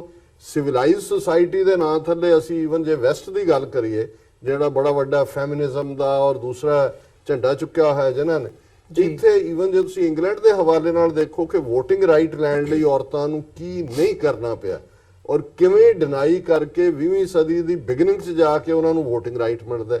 ਅਮਰੀਕਾ ਜਿਹਨੂੰ ਅਸੀਂ ਜਿਹੜਾ ਸਿਟੈਡਲ ਆਫ ਡੈਮੋਕ੍ਰੇਸੀ ਔਰ ਰੈਵੋਲੂਸ਼ਨ ਔਰ ਜਾਰਜ ਵਾਸ਼ਿੰਗਟਨ ਔਰ ਸਾਰਿਆਂ ਨਾਲ ਜੋੜਦੇ, ਅਮਰੀਕਾ ਦੇ ਵਿੱਚ 1920 ਦੇ ਵਿੱਚ ਵੋਟਿੰਗ ਰਾਈਟ ਮਿਲਦਾ ਔਰਤ ਨੂੰ। ਲੇਕਿਨ ਇਹਦੇ ਬਾਵਜੂਦ ਮੈਂ ਸਮਝਦਾ ਹਾਂ ਵੀ ਜੇ ਵੈਸਟ ਨੇ ਪ੍ਰੋਗਰੈਸ ਕੀਤੀ ਹੈ, ਵਨਸ ਇਹਨਾਂ ਨੇ ਆਪਣੀ ਮਿਸਟੇਕ ਨੂੰ ਰਿਅਲਾਈਜ਼ ਕੀਤਾ, ਫਿਰ ਔਰਤਾਂ ਦੀ ਪਾਰਟਿਸਿਪੇਸ਼ਨ ਹਰ ਸ਼ੋਬੇ ਦੇ ਵਿੱਚ, ਕੱਲਾ ਐਜੂਕੇਸ਼ਨ ਨਹੀਂ ਜਾਂ ਮੈਡੀਕਲ ਜਾਂ ਨਰਸਿੰਗ ਤੱਕ ਨਹੀਂ, ਸਾਇੰਟਿਸਟ ਤੋਂ ਲੈ ਕੇ ਇਨਵੈਂਸ਼ਨਸ ਔਰ ਹਰ ਪਾਸੇ। ਔਰ ਇਹ ਚੰਗੀ ਗੱਲ ਹੈ, ਇਹ ਠੀਕ ਹੈ ਵੀ ਮਾਈਂਡਸੈਟ ਅਜੇ ਵੀ ਇਵਨ ਇਹਨਾਂ ਮੁਲਕਾਂ 'ਚ ਵੀ ਜਿਹਨੂੰ ਇਹ ਅੰਗਰੇਜ਼ੀ ਟਰਮ ਮੇਲ ਸ਼ੋਵਨਿਜ਼ਮ ਇਸਤੇਮਾਲ ਹੁੰਦੀ ਹੈ ਜੀ, ਇਹਨਾਂ 'ਚ ਵੀ ਹੈ। ਲੇਕਿਨ ਸਾਡੀ ਸੁਸਾਇਟੀ ਜਿਹੜੀ ਕਿ ਬਹੁਤ ਮਾਮਲਿਆਂ 'ਚ ਅਸੀਂ ਪ੍ਰੋਗਰੈਸਿਵ ਵੀ ਬਣਨਾ ਚਾਹੁੰਦੇ, ਅਸੀਂ ਚਾਹੁੰਦੇ ਹਾਂ ਕਿ ਜੀ ਸਾਡੇ ਜਿਹੜੀ ਆ ਲਿਬਰਲ ਖਿਆਲਾਂ ਦੇ ਨਾਲ ਅਸੀਂ ਅੱਗੇ ਤੋਰੀਏ, but at the same time ਜਿਹੜਾ ਬੈਗੇਜ ਅਸੀਂ ਆਪਣੀ ਸੁਸਾਇਟੀ ਦਾ ਕੈਰੀ ਕਰਦੇ, ਜਿਹਦੇ 'ਚ ਸ਼ਾਇਦ ਮਜ਼ਹਬ ਦਾ ਰੋਲ ਇੰਨਾ ਜ਼ਿਆਦਾ ਨਹੀਂ ਰਿਹਾ, ਕਲਚਰ ਦਾ ਜਾਂ ਤਹਿਜ਼ੀਬ ਦਾ ਜਿਹੜਾ ਰੋਲ ਹੈ ਉਹ ਜ਼ਿਆਦਾ ਆਇਆ। ਜਿਹਦੇ 'ਚ ਮੈਂ ਜੇ ਪੰਜਾਬੀ ਹਵਾਲੇ ਨਾਲ ਗੱਲ ਕਰਾਂ ਤੇ ਪੰਜਾਬੀ ਕਲਚਰ ਜਾਂ ਤਹਿਜ਼ੀਬ 'ਚ ਮੇਲ ਸ਼ੋਵਨਿਜ਼ਮ, ਬੇਸ਼ੱਕ ਅਸੀਂ ਬੇਟੀ ਨੂੰ ਪਿਆਰ ਕਰਦੇ ਆਂ, ਭੈਣ ਨੂੰ ਪਿਆਰ ਕਰਦੇ ਆਂ, ਮਾਂ ਤੋਂ ਸਭ ਕੁਝ ਨਿਸ਼ਾਵਰ ਕਰਨ ਨੂੰ ਤਿਆਰ ਰਹਿੰਦੇ, ਪਰ ਜਦੋਂ ਉਹ ਵਾਈਫ ਦੀ ਗੱਲ ਆਏਗੀ ਜਾਂ ਉਹ ਬਰਾਬਰ, ਉੱਥੇ ਅਸੀਂ ਸਾਡੇ ਵਿਚਲਾ ਜਿਹੜਾ ਮੇਲ ਸ਼ੋਵਨਿਜ਼ਮ ਹੈ ਉਹ ਜਾਗ ਜਾਂਦਾ ਪੂਰਾ ਜਿਹੜਾ ਅਰੂਜ਼ ਦੇ ਉੱਤੇ ਹੁੰਦਾ। ਲੇਕਿਨ ਬਹੁਤ ਕੁਝ ਬਦਲ ਰਿਹਾ ਔਰ ਬਹੁਤ ਚੰਗੀ ਗੱਲ ਹੈ ਕਿ ਸਾਡੇ ਮਾਸ਼ਰੇ 'ਚ ਸਾਊਥ ਏਸ਼ੀਆ 'ਚ ਵੀ ਬੱਚੀਆਂ ਦੀ ਐਜੂਕੇਸ਼ਨ ਵੱਲ ਧਿਆਨ ਹੈ। ਅੱਜ ਅਸੀਂ ਯੂਨੀਵਰਸਿਟੀਜ਼ ਕਾਲਜਿਸ ਦੇ ਇੰਡੀਅਨ ਆਕੂਪਾਈਡ ਪੰਜਾਬ ਦੇ ਹਵਾਲੇ ਨਾਲ ਵੀ ਦੇਖੀਏ ਤੇ ਜੇ ਟੌਪ 10 ਪੋਜੀਸ਼ਨਾਂ ਹੁੰਦੀਆਂ ਨੇ ਤਾਂ 7 ਜਿਹੜੀਆਂ ਉਹ ਬੱਚੀਆਂ ਨੇ ਲਈਆਂ ਹੁੰਦੀਆਂ। ਔਰ ਅੱਜ ਉਹ ਇੰਜੀਨੀਅਰਸ, ਡਾਕਟਰਸ ਹਰ ਸ਼ੋਬੇ ਦੇ ਵਿੱਚ, ਔਰ ਇਸੇ ਤਰ੍ਹਾਂ ਮੈਂ ਪਾਕਿਸਤਾਨ 'ਚ ਵੀ ਦੇਖਦਾ ਨਿਊਜ਼ ਐਂਕਰਸ ਤੋਂ ਲੈ ਕੇ ਹਰ ਫੀਲਡ 'ਚ, ਪਾਰਲੀਮੈਂਟੇਰੀਅਨ ਔਰ ਈਵਨ ਸਪੀਕਰ ਪਿਛਲੀ ਅਸੈਂਬਲੀ 'ਚ, ਨੈਸ਼ਨਲ ਅਸੈਂਬਲੀ ਵਿੱਚ। ਸੋ ਕੁੱਲ ਮਿਲਾ ਕੇ ਬਹੁਤ ਕੁਝ ਬਦਲ ਰਿਹਾ ਹੈ, ਪਰ ਬਹੁਤ ਕੁਝ ਅਜੇ ਬਦਲਣਾ ਬਾਕੀ ਹੈ। ਔਰ ਅੱਜ ਦੇ ਇਸ ਦਿਨ ਅਸੀਂ ਆਪਣੀਆਂ ਕੁੱਲ ਆਲਮ ਦੀਆਂ, ਕੁੱਲ ਇਸ ਧਰਤੀ ਦੀਆਂ ਮਾਵਾਂ, ਭੈਣਾਂ, ਬੱਚੀਆਂ, ਪਤਨੀਆਂ, ਜਿਨ੍ਹਾਂ ਨੇ, ਮੈਂ ਸਮਝਦਾ ਵੀ ਹਿਊਮਨ ਰੇਸ ਅੱਜ ਇੱਥੇ ਆ ਕੇ ਖੜੀ ਹੈ, ਔਰਤ ਦੀ ਬਹੁਤ ਵੱਡੀ ਜਿਹੜੀ ਹੈ ਉਹ ਕੰਟਰੀਬਿਊਸ਼ਨ ਹੈ। ਔਰ ਉਹਨਾਂ ਨੂੰ ਅਸੀਂ ਜਿਹੜਾ ਹੈ ਉਹ ਸ਼ਰਧਾ ਔਰ ਫੇਥ ਅਸੀਂ ਸਮਝਦੇ ਹਾਂ ਵੀ ਅਲਟੀਮੇਟਲੀ ਹਿਊਮਨ ਸੁਸਾਇਟੀ ਇਹਨੂੰ ਬਹੁਤ ਵਾਰੀ ਵਿਆਹਾਂ ਦੇ ਮੌਕੇ ਇੱਕ ਸਿੱਖਿਆ ਦਿੱਤੀ ਜਾਂਦੀ ਸੀ ਜੀ, ਇਹ ਦੋ ਪਹੀਏ ਨੇ ਉਸ ਵਹੀਕਲ ਦੇ ਜਿਹਦੇ ਤੇ ਅਸੀਂ ਬੈਠੇ ਹਾਂ। ਸੋ ਇਹਦੇ 'ਚ ਬਹੁਤ ਕੁਝ ਜਿਹੜਾ ਕੁਦਰਤ ਨੇ ਕੁਝ ਸਪੈਸ਼ਲ ਰੋਲਸ ਲਈ ਔਰਤ ਨੂੰ ਬਣਾਇਆ ਹੋਇਆ, ਕੁਝ ਮਰਦ ਲਈ ਹੈ। ਸੋ ਇਹ ਵੀ ਜਿਹੜਾ ਫੈਮਿਨਿਜ਼ਮ ਹੈ ਕਈ ਵਾਰੀ ਇਹ ਲਾਈਨ ਕ੍ਰਾਸ ਕਰਨ ਦੀ ਵੀ ਕੋਸ਼ਿਸ਼ ਹੁੰਦੀ ਹੈ। ਸੋ ਸਾਨੂੰ ਆਪਣੇ ਆਪ ਦੇ ਨਾਲ ਵੀ ਇਹ ਦੇਖਣਾ ਪਏਗਾ ਕਿ ਕਿੱਥੇ ਇਹ ਬੈਲੈਂਸ ਲਾਈ ਕਰਦਾ, ਔਰ ਅਸੀਂ ਉਹਨਾਂ ਨੂੰ ਆਪਣੀ ਜਿਹੜੀ ਹੈ ਟ੍ਰਿਬਿਊਟ ਦਿੰਦੇ ਹਾਂ ਵਟਐਵਰ ਸਾਰੀ ਹਿਊਮਨ ਹਿਸਟਰੀ 'ਚ ਔਰਤ ਜ਼ਾਤ ਨੇ ਦਿੱਤਾ ਹੈ ਇਸ ਸਮਾਜ ਨੂੰ। ਜੀ ਬਿਲਕੁਲ। ਮਲਿਕ ਸਾਹਿਬ, ਤੁਸੀਂ ਇਹਦੇ 'ਚ ਕੀ ਐਡ ਕਰਨਾ ਚਾਹੋਗੇ? ਜਦੋਂ ਅਸੀਂ ਸੁਸਾਇਟੀ ਦੀ ਗੱਲ ਕਰਦੇ ਹਾਂ ਤਾਂ ਸਾਡੀ ਸੁਸਾਇਟੀ ਦੇ ਵਿੱਚ ਆਮ ਤੌਰ ਤੇ ਇਹ ਹੁੰਦਾ ਵੀ ਔਰਤਾਂ ਸਾਡਾ 50% ਨੇ, ਮਰਦ ਨੇ, ਔਰਤਾਂ ਨੇ, ਤੇ ਜਦੋਂ ਉਹ ਘਰਾਂ ਦੇ ਵਿੱਚ ਹੀ ਉਹਨਾਂ ਨੂੰ ਰੱਖਣ ਦਾ ਉਹ ਹੋਵੇ, ਰੁਝਾਨ ਹੋਵੇ, ਬਾਹਰ ਨਾ ਨਿਕਲਣ, ਕੰਮ ਨਾ ਕਰਨ, ਜਾਂ ਸੁਸਾਇਟੀ ਦੇ ਵਿੱਚ ਜਿਸ ਤਰ੍ਹਾਂ ਵੀ ਉਹ ਕੰਟਰੀਬਿਊਟ ਕਰ ਸਕਦੀਆਂ ਨੇ ਉਹ ਨਾ ਕਰਨ, ਇਹਦਾ ਮਤਲਬ ਇਹ ਨਹੀਂ ਵੀ ਘਰ ਦੇ ਵਿੱਚ ਰਹਿਣਾ in itself it's a job, but ਫਿਰ ਵੀ ਸਾਡੀ ਸੁਸਾਇਟੀ ਦੇ ਵਿੱਚ ਕਿਤੇ ਨਾ ਕਿਤੇ ਉਹ ਦੱਬ ਕੇ ਰੱਖਣ ਦਾ ਜਿਹੜਾ ਰੁਝਾਨ ਹੈਗਾ ਉਹ ਦੇਖਣ ਨੂੰ ਮਿਲਦਾ। ਤੁਸੀਂ ਕੀ ਸਮਝਦੇ ਹੋ ਵੀ ਅੱਜ ਜਿੱਥੇ ਅਸੀਂ ਬੈਠੇ ਹਾਂ, ਜਿਨ੍ਹਾਂ ਮੁਲਕਾਂ ਦੀ ਅਸੀਂ ਪ੍ਰੋਗਰੈਸ ਦੀ ਗੱਲ ਕਰਦੇ ਹਾਂ, ਸੋ ਇਹਦੀ ਕਿੰਨੀ ਕੁ ਇੰਪੋਰਟੈਂਸ ਹੈਗੀ ਹੈ, ਜਾਂ ਇਹਨੂੰ ਅੱਗੇ ਤੋਰਨ ਦੇ ਲਈ, ਉਸ ਸੋਚ ਦੇ ਵਿੱਚੋਂ ਨਿਕਲਣ ਦੇ ਲਈ ਹੋਰ ਕੀ ਕੀਤਾ ਜਾ ਸਕਦਾ? ਦੇਖੋ, ਪਹਿਲੇ ਅਗਰ ਮੈਂ ਦੇਖਾਂ ਸਾਡੇ ਮਜ਼ਹਬ ਦੇ ਅੰਦਰ ਕਹਿੰਦੇ ਹੈ ਕਿ ਅਲ ਜੰਨਤ ਤਹਤੁਲ ਇਕਦਾਮ ਅਲ ਉਮਹਾਤ, ਜਿਹੜੀ ਜੰਨਤ ਹੈ ਉਹ ਮਾਂ ਦੇ ਪੈਰਾਂ ਦੇ ਥੱਲੇ ਹੈ। ਤੇ ਉਹਦੇ ਇਲਾਵਾ ਅਗਰ ਤੁਸੀਂ ਜਿਹੜਾ ਸਵਾਲ ਕੀਤਾ ਹੈ ਤੇ ਮੈਂ ਦੇਖਦਾ ਕਿ ਖਾਸ ਤੌਰ ਤੇ ਪੰਜਾਬੀ ਪਰਿਵਾਰ ਦੀ ਮੈਂ ਗੱਲ ਕਰਦਾ, ਚਾਹੇ ਉਹ ਚੜ੍ਹਦਾ ਜਾਂ ਲਹਿੰਦਾ, ਸਾਡੀ ਕੋਸ਼ਿਸ਼ ਹੁੰਦੀ ਸੀ ਕਿ ਸਾਡੀ ਘਰ ਦੀ ਔਰਤਾਂ, ਚਾਹੇ ਉਹ ਬੀਵੀ ਹੋਏ, ਬੇਟੀ ਹੋਏ, ਸਾਡੀ ਕੋਸ਼ਿਸ਼ ਹੁੰਦੀ ਸੀ ਕਿ ਉਹ ਘਰ ਦੇ ਅੰਦਰ ਰਹੇ, ਕਿਉਂਕਿ ਸਾਡਾ ਇੱਕ ਬਹੁਤ ਹੀ ਰਿਚ ਕਲਚਰ ਹੈ। ਉਹਦੇ ਅੰਦਰ ਬੰਦਾ ਆਪ 24 ਘੰਟੇ ਕੰਮ ਕਰ ਲੈਂਦਾ ਸੀ ਤੇ ਉਹ ਕਹਿੰਦਾ ਸੀ ਨਹੀਂ, ਕਿਉਂਕਿ ਔਰਤਾਂ ਜਿਹੜੀਆਂ ਉਹ ਹਰ ਯਾਨੀ ਪੰਜਾਬੀ ਦੀ ਜਿਹੜੀ ਆਨ ਸ਼ਾਨ ਤੇ ਉਹਦੀ ਗੈਰਤ ਜਿਹੜੀ ਸੀ ਉਹ ਇਹੀ ਸੀ। ਲੇਕਿਨ ਹੁਣ ਜ਼ਮਾਨਾ ਬਦਲ ਗਿਆ, ਹੁਣ ਚੁੱਕੇ 21ਵੀਂ ਸਦੀ ਦੇ ਤੌਰ ਤਰੀਕੇ ਜਿਹੜੇ ਬਦਲ ਗਏ ਆ, ਉਸ ਹਿਸਾਬ ਨਾਲ ਹੁਣ ਅਗਰ ਦੇਖੋ ਤੇ ਚੜ੍ਹਦੇ ਪੰਜਾਬ ਦੇ ਅੰਦਰ ਵੀ ਮੋਰ ਦੈਨ 50% ਮੈਂ ਦੇਖਿਆ ਹੁਣ ਜਿਹੜੀ ਬੱਚੀਆਂ ਉਹ ਜੌਬਸ ਤੇ ਜਾਂਦੀਆਂ। ਪਾਕਿਸਤਾਨ ਦੇ ਅੰਦਰ ਤੇ ਗੁਜ਼ਿਸ਼ਤਾ 40 ਵਰ੍ਹਿਆਂ ਤੋਂ ਜਿਹੜੀ ਲੜਕੀਆਂ ਉਹ ਨੁਮਾਇਆ ਪੋਜੀਸ਼ਨਾਂ ਲੈਂਦੀਆਂ, ਤਾਲੀਮੀ ਜੋ ਵੀ ਸਿਲਸਿਲਾ ਹੁੰਦਾ ਹੈ। ਇਹਦੇ ਇਲਾਵਾ ਜਿਹੜੀ ਸਭ ਤੋਂ ਵੱਡੀ ਗੱਲ ਅਸੀਂ ਕਹਿੰਦੇ ਕਿ ਮਾਵਾਂ ਠੰਡੀਆਂ ਛਾਵਾਂ, ਵਾਹ। ਕਿਉਂਕਿ ਇਹ ਤੇ ਭੈਣਾਂ ਤੇ ਮਾਵਾਂ ਸਾਰੀਆਂ ਦੀ ਸਾਂਝੀਆਂ ਹੁੰਦੀਆਂ। ਇਹ ਸਾਡਾ ਯਾਨੀ ਪੰਜਾਬ ਦਾ ਜਿਹੜਾ ਹੈ ਇਹ ਪਹਿਲਾ ਤਰਾਨਾ ਜਿਹੜਾ ਹੈ ਮੁਹੱਬਤ ਦਾ, ਉਹ ਔਰਤ ਤੋਂ ਮਾਂ ਤੋਂ ਸ਼ੁਰੂ ਹੁੰਦਾ ਹੈ, ਭੈਣ ਤੋਂ ਸ਼ੁਰੂ ਹੁੰਦਾ ਹੈ, ਬੇਟੀ ਤੋਂ ਸ਼ੁਰੂ ਹੁੰਦਾ ਹੈ। ਔਰ ਅਗਰ ਮੈਂ ਪਾਕਿਸਤਾਨ ਦੀ ਗੱਲ ਕਰਾਂ ਤੇ ਜਿਸ ਤਰ੍ਹਾਂ ਡਾਕਟਰ ਸਾਹਿਬ ਨੇ ਕਿਹਾ ਕਿ 2008 ਦੇ ਅੰਦਰ ਜਦੋਂ ਅਸੈਂਬਲੀ ਬਣੀ, ਬੇਨਜ਼ੀਰ ਦੀ ਸ਼ਹਾਦਤ ਦੇ ਬਾਅਦ ਪੀਪਲਸ ਪਾਰਟੀ ਆਈ ਤੇ ਫਹਿਮੀਦਾ ਮਿਰਜ਼ਾ ਜਿਹੜੀ ਹੈ ਉਹ ਪਾਕਿਸਤਾਨ ਦੀ ਸਪੀਕਰ ਬਣੀ। ਜੀ। ਬਲਕਿ ਅੱਜ ਜਿਹੜਾ ਇੰਟਰਨੈਸ਼ਨਲ ਔਮਨ ਡੇ 8 ਮਾਰਚ ਨੂੰ ਅੱਜ ਪਾਕਿਸਤਾਨ ਦੀ ਤਾਰੀਖ ਦੇ ਅੰਦਰ ਇੱਕ ਹੋਰ ਨੁਮਾਇਆ ਮੁਕਾਮ ਰਕਮ ਹੋਇਆ ਕਿ Krishna Kumari senator peoples party ਤੋਂ ਸਿੰਧ ਦਾ ਏਰੀਆ ਥਰ ਰਾਜਸਥਾਨ ਦੇ ਨਾਲ, ਉਹ ਇੰਤਹਾਈ ਬੈਕਗ੍ਰਾਉਂਡ ਦੀ ਉਹ ਬੱਚੀ ਸੀ ਕ੍ਰਿਸ਼ਨਾ ਕੁਮਾਰੀ, ਉਹਨੂੰ ਸੈਨੇਟਰ ਮੁੰਤਖਬ ਕੀਤਾ ਪਿਛਲੇ ਸਾਲ ਤੇ ਅੱਜ ਉਹਨੂੰ ਉਹਨਾਂ ਨੇ ਇੱਕ ਦਿਨ ਵਾਸਤੇ ਸਪੀਕਰ, ਸੈਨੇਟ ਦਾ ਸਪੀਕਰ ਬਣਾਇਆ। ਜੀ। ਤੇ ਇਹ ਇਸ਼ਾਰਾ ਹੈ ਕਿ ਪਾਕਿਸਤਾਨ ਦੇ ਅੰਦਰ ਘੱਟ ਗਿਣਤੀ ਜਾਂ ਦੇ ਜਿਹੜੇ ਲੋਕ ਆ ਉਹਨਾਂ ਨੂੰ ਮਾਨ ਸਨਮਾਨ ਦਿੱਤਾ ਜਾਂਦਾ ਹੈ। ਤੇ ਮੈਂ ਸਮਝਦਾ ਕਿ ਇਹ ਉਹ ਜਿਹੜੇ ਲੋਕ ਪਾਕਿਸਤਾਨ ਨੂੰ ਇੱਕ ਬੜੀ ਦੂਸਰੀ ਅੱਖ ਤੋਂ ਵੇਖਦੇ ਆ ਕਿ ਸ਼ਾਇਦ ਮਜ਼ਹਬ ਸ਼ਿੱਦਤ ਪਸੰਦ ਹੈ ਜਾਂ ਇਸ ਕਿਸਮ ਦਾ ਪ੍ਰੋਪੇਗੈਂਡਾ ਵੈਸਟ ਕਰਦਾ ਹੈ ਜਾਂ ਇੰਡੀਆ ਕਰਦਾ ਸੀ, ਮੈਂ ਸਮਝਦਾ ਅੱਜ ਉਹਦੀ ਕਲਈ ਖੁੱਲ ਗਈ। ਦੂਸਰਾ ਇਹ ਹੈ ਕਿ ਜਿਸ ਤਰ੍ਹਾਂ ਡਾਕਟਰ ਸਾਹਿਬ ਨੇ ਫਰਮਾਇਆ ਕਿ 28 ਫਰਵਰੀ 1909 ਦੇ ਅੰਦਰ ਸੋਸ਼ਲਿਸਟ ਪਾਰਟੀ ਆਫ ਅਮਰੀਕਾ ਨੇ ਨਿਊਯਾਰਕ ਦੇ ਅੰਦਰ ਵੂਮਨ ਅਵੇਅਰਨੈਸ ਵਾਸਤੇ ਤੇ ਵੂਮਨ, ਕਿਉਂਕਿ ਉਸ ਤੋਂ ਪਹਿਲਾਂ ਇੱਥੇ ਵੀ ਬੜਾ 18 ਸੈਂਚੁਰੀ ਦੇ ਅੰਦਰ ਇੱਥੇ ਔਰਤਾਂ ਨੂੰ ਬੜਾ ਕੁੱਟਿਆ ਜਾਂਦਾ ਸੀ, ਮਾਰਿਆ ਜਾਂਦਾ ਸੀ। ਲੇਕਿਨ ਜਦੋਂ ਇੰਡਸਟਰੀਅਲ ਰੈਵੋਲੂਸ਼ਨ ਆਇਆ ਤੇ ਉਹਦੇ ਬਾਅਦ ਔਰਤ ਜ਼ਰੂਰਤ ਬਣ ਗਈ। ਔਰ ਮਜ਼ੇ ਦੀ ਗੱਲ ਇਹ ਹੈ ਕਿ ਇਹ ਜਿਹੜਾ ਫਾਦਰ ਡੇ ਤੇ ਮਦਰਸ ਡੇ ਜਿਹੜਾ ਦੁਨੀਆ ਦੇ ਅੰਦਰ ਹੁਣ ਮਨਾਇਆ ਜਾਂਦਾ ਹੈ, ਇਹ ਦੋਵਾਂ ਦੇ ਪਿੱਛੇ ਵੀ ਇੱਕ ਲੜਕੀ ਸੀ, ਇੱਕ ਬੱਚੀ ਸੀ ਜਿਹਨੇ ਆਪਣੇ ਪਿਤਾ ਦੀ ਜਾਂ ਆਪਣੀ ਮਾਂ ਦੀ ਸਟਰਗਲ ਦੇਖੀ ਕਿ ਕਿਸ ਤਰ੍ਹਾਂ ਉਹਨੇ ਪਾਲਿਆ ਹੈ।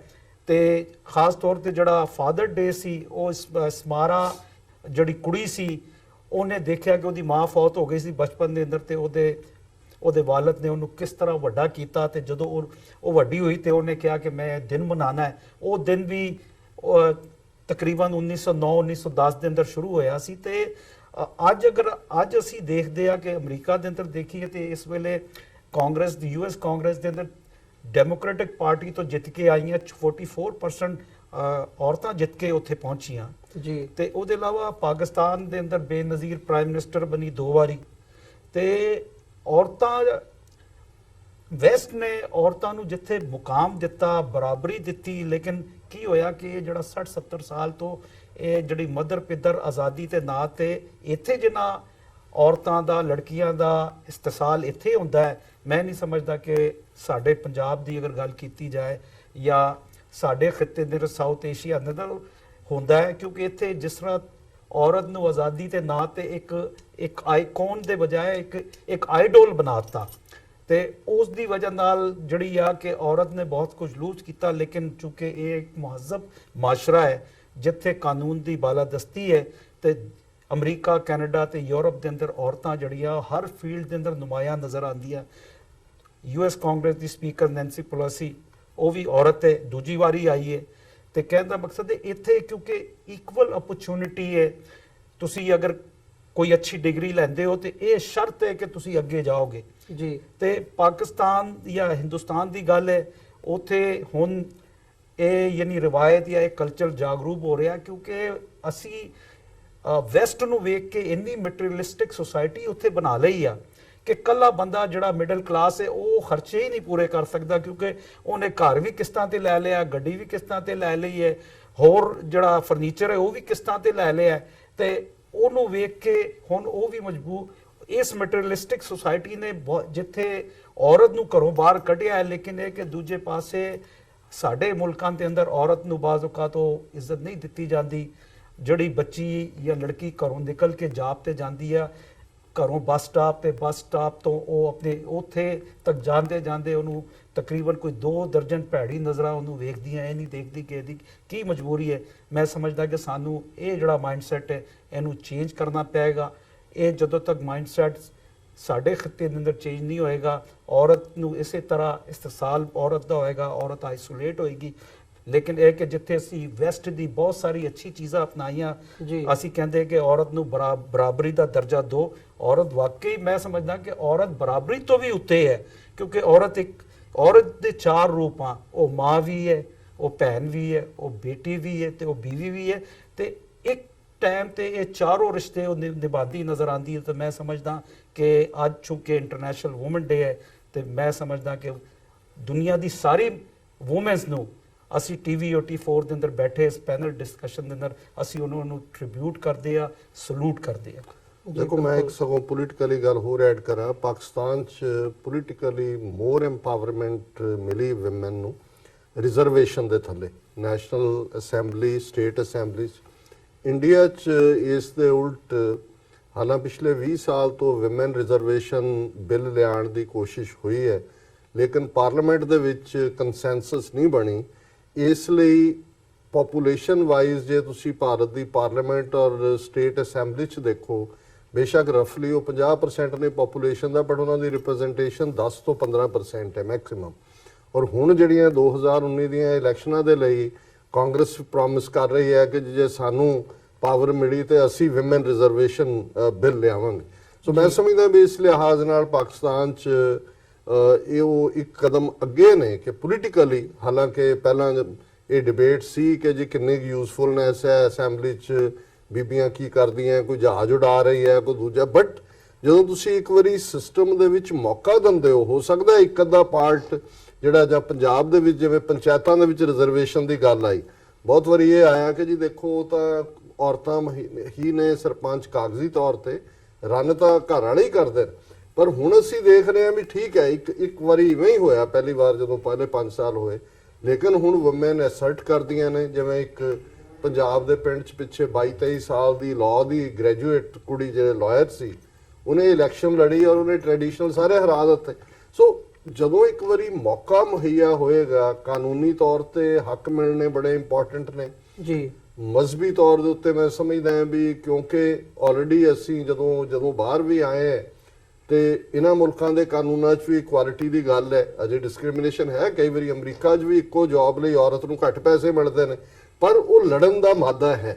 ਸੋ ਮੈਂ ਸਮਝਦਾ ਵੀ ਇਹਦੇ 'ਚ ਸਿਰਫ ਇੱਕੋ ਹੀ ਲਾਈਨ ਆਫ ਕੌਸ਼ਨ ਦੇਖਣ ਵਾਲੀ ਗੱਲ ਹੈ ਕਿ ਬਹੁਤ ਵਾਰ ਇਹ ਲੜਾਈ ਜਿਹੜੀ ਹੈ ਜਦੋਂ ਫੈਮਿਨਿਜ਼ਮ ਦੇ ਥੱਲੇ ਬਹੁਤ ਐਕਸਟ੍ਰੀਮ ਤੇ ਚਲੀ ਜਾਂਦੀ ਹੈ ਤੇ ਫਿਰ ਇਹ ਉਸ ਕਿਸਮ ਦਾ ਬਣ ਜਾਂਦਾ ਹੈ ਕਿ ਜਿਹਦੇ 'ਚ ਕਿ ਇੱਕ ਬੈਲੈਂਸ ਸਮਾਜ ਦਾ ਟੁੱਟਦਾ ਹੈ।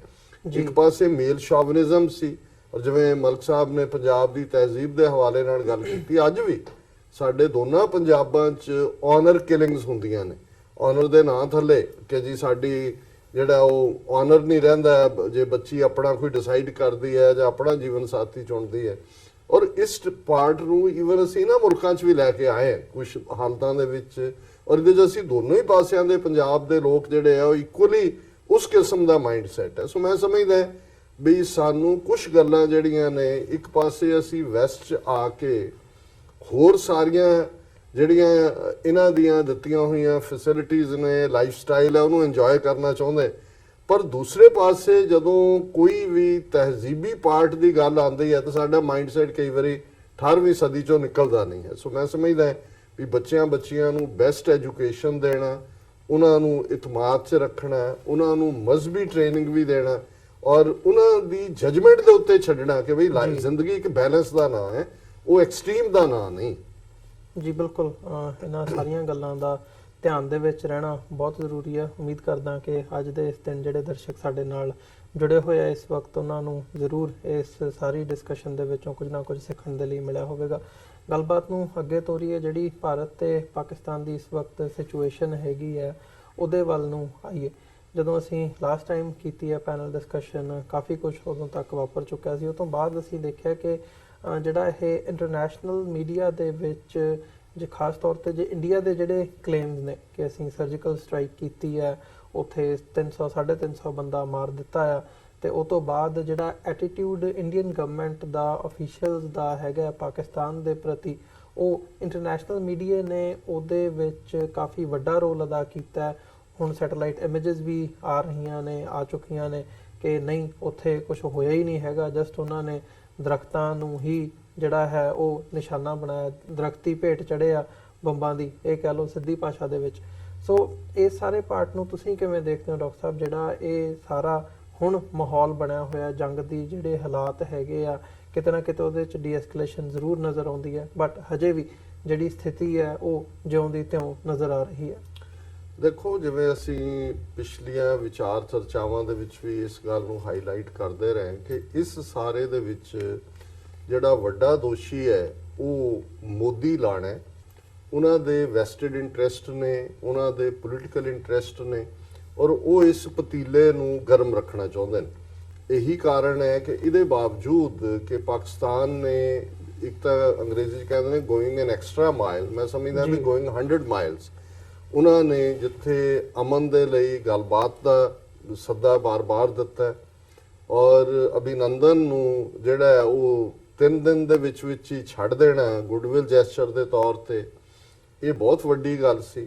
ਔਰ ਫਿਰ ਇਹ ਕਹਿਣਾ ਕਿ ਜੀ ਮਸਲੇ ਗੱਲਬਾਤ ਨਾਲ ਹੀ ਹੱਲ ਹੋਣੇ ਨੇ। ਲੇਕਿਨ ਭਾਰਤੀ ਹਾਕਮਾਂ ਵੱਲੋਂ ਵੀ ਔਰ ਉਹਨਾਂ ਦਾ ਜਿਹੜਾ ਜ਼ਰ ਖਰੀਦ ਗੋਦੀ ਮੀਡੀਆ ਹੈ, ਉਹਨਾਂ ਦੇ ਉਹ ਇਲੈਕਟ੍ਰੋਨਿਕ ਮੀਡੀਆ ਹੋਏ, ਪ੍ਰਿੰਟ ਮੀਡੀਆ ਹੋਏ, ਹਰ ਗੱਲ ਨੂੰ ਜੀ ਮੋਦੀ ਜਿੱਤ ਗਏ ਕਿ ਜੀ ਇਹ ਮੋਦੀ ਦੀ ਵਜ੍ਹਾ ਕਰਕੇ ਵਾਪਸ ਮੋੜਿਆ।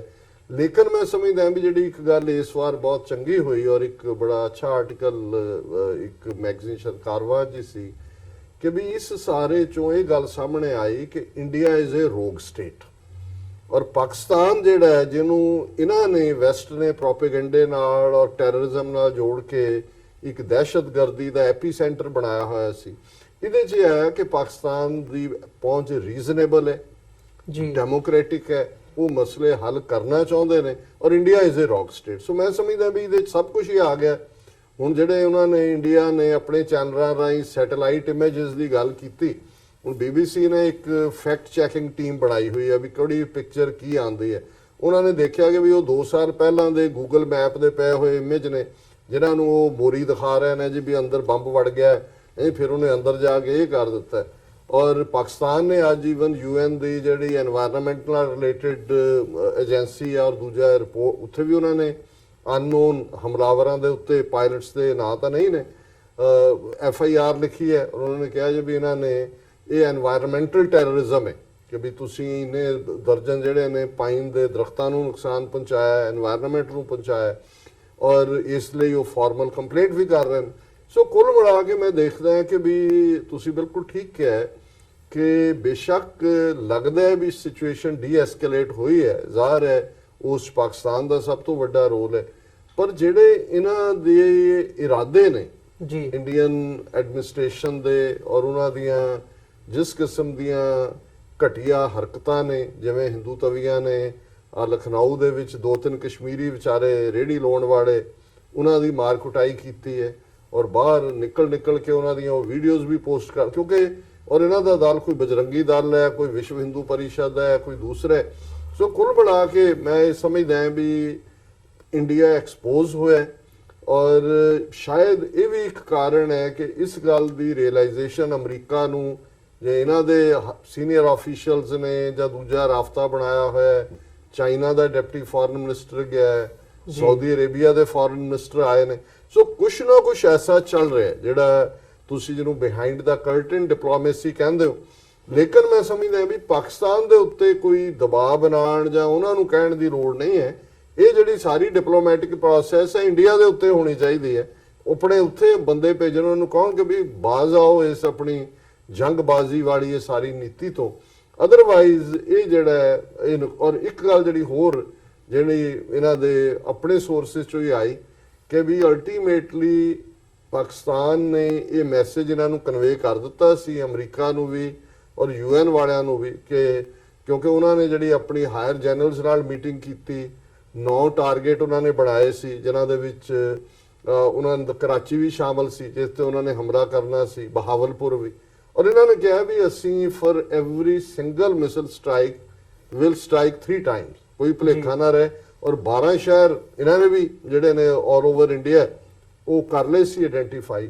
ਸੋ ਕੁੱਲ ਮਿਲਾ ਕੇ ਜਿਵੇਂ ਇਨਸਾਈਡ ਸਟੋਰੀ ਹੈ ਕਿ ਇਹ ਜਿਹੜਾ ਪਾਰਟ ਸੀ ਇਹਨੇ ਇੰਡੀਆ ਨੂੰ ਡੱਕਿਆ ਕਿ ਵੀ ਨਹੀਂ ਇਹ ਤਾਂ ਇਹਦਾ ਹੋਏਗਾ ਦੂਜਾ ਪਾਸਾ।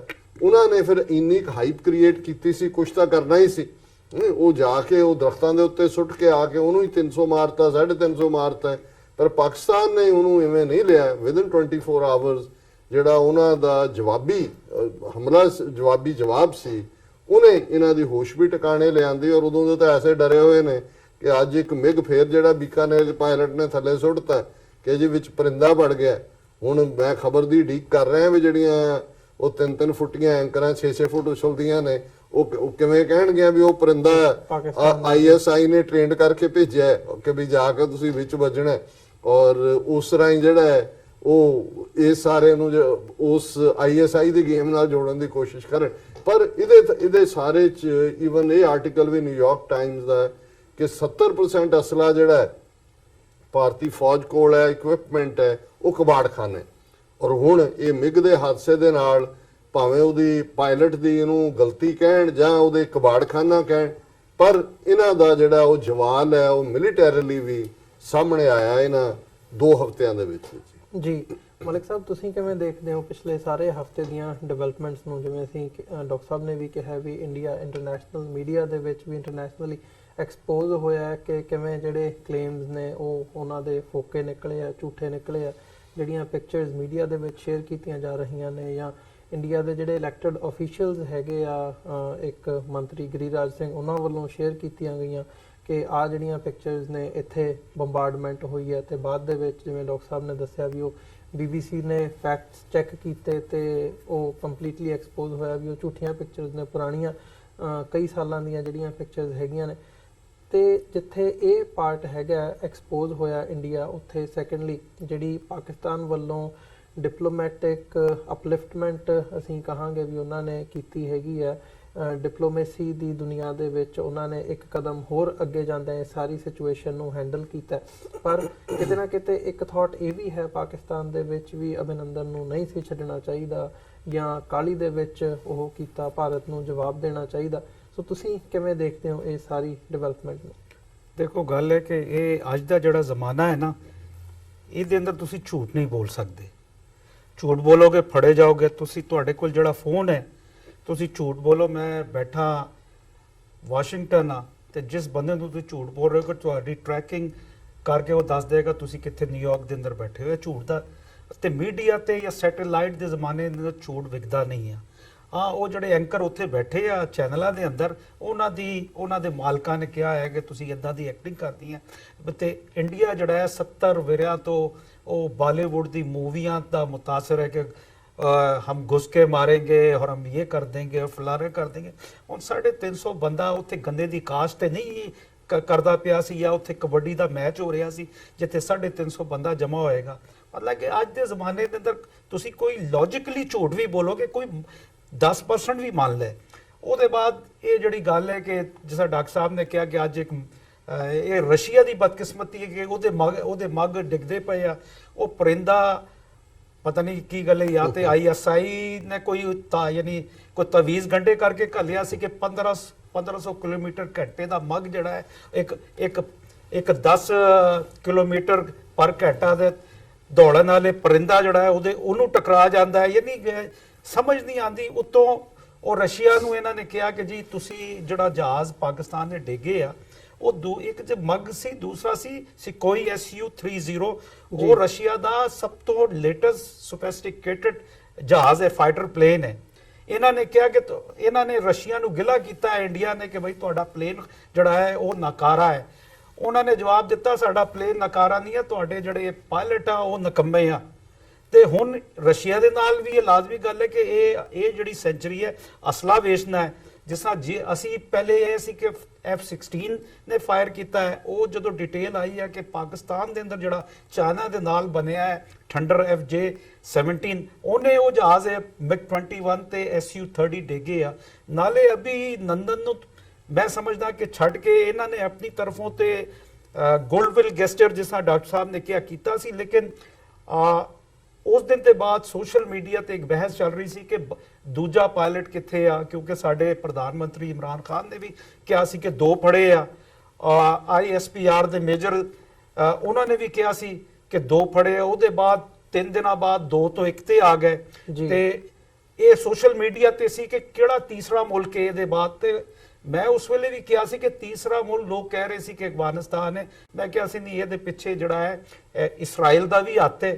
ਤੇ ਉਹ ਜਿਹੜਾ ਇੱਕ ਪਾਇਲਟ ਲੱਭਦਾ ਨਹੀਂ ਪਿਆ ਉਹਦੇ ਵਾਸਤੇ ਇੱਕ ਸੋਸ਼ਲ ਮੀਡੀਆ ਤੇ ਉਸ ਵੇਲੇ ਮੈਂ ਲਿਖਿਆ ਸੀ ਡਰਦੇ ਕਿ ਕਿਉਂਕਿ ਡਰ ਲੱਗਦਾ ਅੱਜ ਕੱਲ, ਯਾਨੀ ਨਾ ਬੰਦਾ ਬਾਅਦ ਵਿੱਚ ਕਹਿੰਦਾ ਹੈ ਲੇਕਿਨ ਵਕਤ ਨੇ ਸਾਬਿਤ ਕੀਤਾ ਉਹ ਜਿਹੜਾ ਗੁੰਮਸ਼ੁਦਾ ਦੂਜਾ ਪਾਇਲਟ ਹੈ ਉਹਦੇ ਵਾਸਤੇ ਸਾਊਦੀ ਅਰਬ ਦੇ ਫੋਰਨ ਮਿਨਿਸਟਰ ਆਦਿਲ ਅਲ ਖਬੀਰ ਜਿਹੜੇ ਆ ਉਹ ਇੱਥੇ ਪਹੁੰਚੇ ਆ ਤੇ ਅੰਦਰੂਨੀ ਖਾਨਾ ਯਾਨੀ ਕਿਆਸ ਆ ਰਹੀ ਹੈ ਸੀ। ਲੇਕਿਨ ਪਾਕਿਸਤਾਨ ਦੇ ਸੀਨੀਅਰ ਜਰਨਲਿਸਟ ਜ਼ਫਰ ਇਲਾਲੀ ਨੇ ਕੱਲ ਚੈਨਲ 24 ਤੇ ਆ ਕੇ ਵੀ ਇਹੀ ਗੱਲ ਕੀਤੀ ਹੈ। ਇਹਨਾਂ ਸੀਨੀਅਰ ਜਰਨਲਿਸਟ ਨੇ ਆ ਕੇ ਕੀਤੀ ਹੈ। ਪੂਰੇ ਪਾਕਿਸਤਾਨ ਦੇ ਅੰਦਰ ਇੱਕ ਜਿਹੜੀ ਹਲਚਲ ਮਚ ਗਈ ਹੈ ਤੇ ਅਸੀਂ ਵੀ ਦੂਸਰੇ ਤੀਸਰੇ ਦਿਨ ਮੈਂ ਵੀ ਇਹੀ ਸੋਚ ਰਿਹਾ ਸੀ, ਬਲਕਿ ਮੈਂ ਲਿਖ ਵੀ ਦਿੱਤਾ ਸੀ ਫੇਸਬੁੱਕ ਤੇ ਕਹਿਣ ਦਾ ਮਕਸਦ ਹੈ ਕਿ ਇੰਡੀਆ ਇਹ ਬੇਸਿਕਲੀ ਜੰਗ ਜਿਹੜੀ ਹੁੰਦੀ ਹੈ ਉਹ ਜਿੱਥੇ ਅਸਲੇ ਦੀ ਜੰਗ ਹੁੰਦੀ ਹੈ ਉੱਥੇ ਅਹਿਸਾਬ ਤੁਹਾਡੇ ਹੀ ਅਹਿਸਾਬ ਦੀ ਜੰਗ ਹੁੰਦੀ ਹੈ ਤੁਹਾਡੇ ਸਰੀਰ ਦੇ ਅੰਦਰ, ਯਾਨੀ ਜਿਹੜੀ ਅੰਦਰ ਇੱਕ ਕੰਟੋਨਮੈਂਟ ਬਟਾਲੀਅਨ ਹੁੰਦੀ ਹੈ ਉਹਨੂੰ ਤੁਸੀਂ ਕਿਸ ਤਰ੍ਹਾਂ ਯਾਨੀ ਅੱਗੇ ਮਾਰਚ ਕਰਦੇ ਹੋ। ਤੇ ਇਹ ਜੰਗ ਪਾਕਿਸਤਾਨ ਨੇ ਜਿੱਤ ਲਈ ਹੈ। ਇਹਨਾਂ ਦੇ ਜਹਾਜ਼ ਕੋਈ 5-6 ਡਿੱਗ ਪਏ ਆ। ਹੁਣ ਅਗਰ ਇਸ ਤਰ੍ਹਾਂ ਹੀ ਡਿੱਗਦੇ ਰਹੇ ਤੇ ਮੈਂ ਸਮਝਦਾ ਕਿ ਇਹ ਨਾ ਹੋਏ ਕਿ ਪਾਕਿਸਤਾਨ ਨੂੰ ਇਹਨਾਂ ਨੂੰ ਜਹਾਜ਼ ਦੇਣੇ ਪੈਣ, ਕਿਉਂਕਿ ਜੇ ਤੇ ਹੁਣ ਅਗਰ ਪਰਿੰਦੇ ਜਹਾਜ਼ ਡੇਗਾਂਗੇ ਤੇ ਮੈਨੂੰ ਮਿਰਜ਼ਾ ਸਾਹਿਬਾ ਦਾ ਉਹ ਦੌਰ ਯਾਦ ਆ ਗਿਆ ਜਿਹਦੇ ਅੰਦਰ ਮਿਰਜ਼ਾ ਜਿਹੜਾ ਹੈ ਉਹ ਕਬੂਤਰ ਦੇ ਅੰਦਰ ਪੈਗਾਮ ਮੁਹੱਬਤ ਦਾ ਉਹ ਘੱਲਦਾ ਸੀ ਤੇ ਬਾਅਦ ਵੇਲੇ ਉਹ ਸਾਹਿਬਾ ਨੂੰ ਪਹੁੰਚ ਜਾਂਦਾ ਸੀ, ਬਾਅਦ ਵੇਲੇ ਰਸਤੇ ਦੇ ਅੰਦਰ ਹੀ ਡਿੱਗ ਪੈਂਦਾ ਸੀ। ਜਿੱਥੇ ਡਿੱਗਦਾ ਸੀ ਉਹ ਉੱਥੇ ਕੋਈ ਬੰਦਾ ਚੁੱਕ ਲੇ ਤੇ ਉਹ ਪੈਗਾਮ ਪੜ੍ਹ ਕੇ ਉਹਨੂੰ ਯਾਨੀ ਨਾ ਅੰਨੀ ਮੁਹੱਬਤ ਕਿਸੇ ਨਾਲ ਹੋ ਜਾਂਦੀ ਸੀ। ਤੇ ਇੰਡੀਆ ਨੂੰ ਚਾਹੀਦਾ ਹੈ ਕਿ ਇਹ ਜਿਹੜੀ ਇਲਜ਼ਾਮ ਤਰਾਸ਼ੀ ਦੀ ਰਾਜਨੀਤੀ ਹੈ, ਬੇਸ਼ੱਕ ਤੁਸੀਂ ਇਹ ਜਿਹੜੇ ਚੋਣ ਆ ਰਿਹਾ ਇਹਦੇ ਅੰਦਰ ਤੇ ਠੀਕ ਹੈ ਤੁਸੀਂ ਉੱਤੇ ਹਿੰਦ ਵਤਨ ਨੂੰ ਜਗਾਇਆ, ਲੇਕਿਨ ਇੰਟਰਨੈਸ਼ਨਲ ਵਰਲਡ ਤੁਹਾਡਾ ਇਹ ਝੂਠ ਬਾਏ ਕਰਨ ਨੂੰ ਤਿਆਰ ਨਹੀਂ ਆ। ਜੋ ਕੁਝ ਇਹਨਾਂ ਨੇ ਦੱਸਿਆ ਉਹ ਕੋਈ ਵੀ ਯਾਨੀ ਵਰਲਡ ਦਾ ਕੋਈ ਇੱਕ ਕੰਟਰੀ ਜਿਹੜਾ ਹੈ ਉਹਨੇ ਵੀ ਨਹੀਂ ਕਿਹਾ ਕਿ ਭਾਰਤ ਜੋ ਕਹਿ ਰਿਹਾ ਹੈ ਜਾਂ ਨਰਿੰਦਰ ਮੋਦੀ ਜੋ ਕਹਿ ਰਿਹਾ ਹੈ ਜਾਂ ਰਾਜਨਾਥ ਸਿੰਘ ਜੋ ਕਹਿ ਰਿਹਾ ਹੈ ਜਾਂ ਇਹਨਾਂ ਉਹ ਨਾਲੇ ਹੁਣ ਇਹਨਾਂ ਨੇ ਕੀਤਾ ਕਿ ਜਿਸ ਤਰ੍ਹਾਂ ਡਾਕਟਰ ਸਾਹਿਬ ਨੇ ਫਰਮਾਇਆ ਕਿ ਉੱਥੇ ਭਾਜਪਾ ਬ੍ਰਿਗੇਡ ਬਜਰੰਗ ਦਲ ਬ੍ਰਿਗੇਡ ਜਿਹੜੀ ਨੌਜਵਾਨਾਂ ਦੀ ਉੱਥੇ ਬਣਾਈ ਹੈ ਉਹ ਜਾ ਕੇ ਹੁਣ ਅਗਰ ਕਿਸੇ ਕਸ਼ਮੀਰੀ ਨੂੰ ਜਾ ਕੇ ਕੁੱਟਦੀ ਹੈ ਜਿਹੜੇ ਮੇਵੇ ਵੇਚ ਕੇ ਮੁਸ਼ਕਿਲ ਨਾਲ 200 ਦੀ ਦਿਹਾੜੀ 200 ਰੁਪਏ ਦੀ ਦਿਹਾੜੀ ਲਾ ਰਿਹਾ ਹੋਗਾ ਉਹਨੂੰ ਕੁੱਟ ਕੇ ਤੁਸੀਂ ਕੀ ਲੈ ਲੈਣਾ ਹੈ। ਹਾਂ ਇਸ ਕਿਸਮ ਦੀ ਨਫ਼ਰਤ ਜਾਣਬੁੱਝ ਕੇ ਕਰਾਈ ਜਾ ਰਹੀ ਹੈ ਕਿਉਂਕਿ ਇਸ ਤੋਂ ਕੀ ਹੈ ਕਿ ਜਿਹੜੇ ਇੰਡੀਆ ਦੇ ਅੰਦਰ ਮੈਜੋਰਿਟੀ ਜਿਹੜੀ ਆ ਨੋ ਡਾਊਟ ਕਿ ਉਹ ਹਿੰਦੂ ਰਿਲੀਜਨ ਨੂੰ ਫਾਲੋ ਕਰਦੀ ਆ।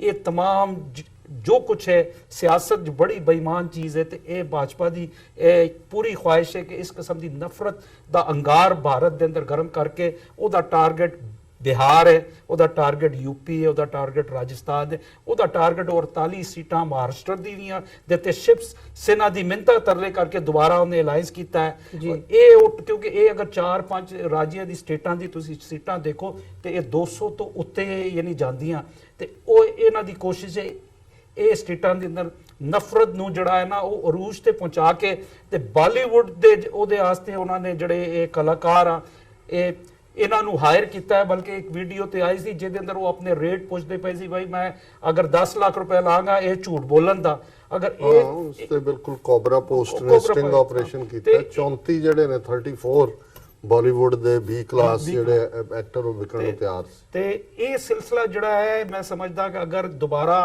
ਅਗਰ ਇਲੈਕਸ਼ਨ ਦੇ ਅੰਦਰ ਅਗਰ ਇਹੀ ਕੁਝ ਹੋਇਆ ਔਰ ਪੰਜਾਬ ਦੇ ਅੰਦਰ ਸੋਨੇ ਤੇ ਸੁਹਾਗਾ ਕੈਪਟਨ ਅਮਰਿੰਦਰ ਸਿੰਘ, ਮੈਂ ਸਮਝਦਾ ਕਿ ਪੰਜਾਬ ਦੀ ਧਰਤੀ ਮੈਨੂੰ ਇੱਕ ਵਾਰੀ ਪੁੱਛਿਆ ਗਿਆ ਕਿ ਇੰਨੇ ਗੱਦਾਰ ਕਿਉਂ ਪੈਦਾ ਹੁੰਦੇ ਤੇ ਮੈਂ ਸਮਝਦਾ ਕਿ ਇਲਾਕਾ ਵੱਡਾ ਸੀ, ਕੌਮ ਦਲੇਰ ਸੀ ਤੇ ਦਲੇਰਾਂ ਦੇ ਅੰਦਰ ਹੀ ਗੱਦਾਰ ਪੈਦਾ ਹੁੰਦੇ ਤੇ ਜਿਸ ਕਿਸਮ ਦੀ ਬੋਲੀ ਕੈਪਟਨ ਅਮਰਿੰਦਰ ਸਿੰਘ ਬੋਲ ਰਿਹਾ ਸਿਰਫ ਇਸ ਕਰਕੇ ਕਿ ਉੱਥੋਂ ਉਹ ਕਾਂਗਰਸ ਨੂੰ ਸੀਟਾਂ ਜਿਤਾ ਦੇ ਤੇ ਮੈਂ ਸਮਝਦਾ ਪੰਜਾਬ ਦੀ ਆਵਾਮ ਜਿਹੜੀ ਆ ਉਹ ਐਰ ਕੀ ਡਿਸਾਈਡ ਕਰੇਗੀ ਕਿ ਉਹਨਾਂ ਨੇ ਜਿਸ ਤਰ੍ਹਾਂ ਉਹਨਾਂ ਨੂੰ ਜ਼ਿਹਨੀ ਮੈਂ ਹਮੇਸ਼ਾ ਕਹਿੰਦਾ ਜ਼ਿਹਨੀ ਗੁਲਾਮੀ 70 ਵਰਿਆਂ ਤੋਂ ਉਹਨਾਂ ਨੂੰ ਕਾਬੂ ਕੀਤਾ ਹੋਇਆ ਕਿ ਉਹ ਹਮੇਸ਼ਾ ਦਿੱਲੀ ਸਰਕਾਰ ਦੀ ਤਰਫ ਵੇਖਣ।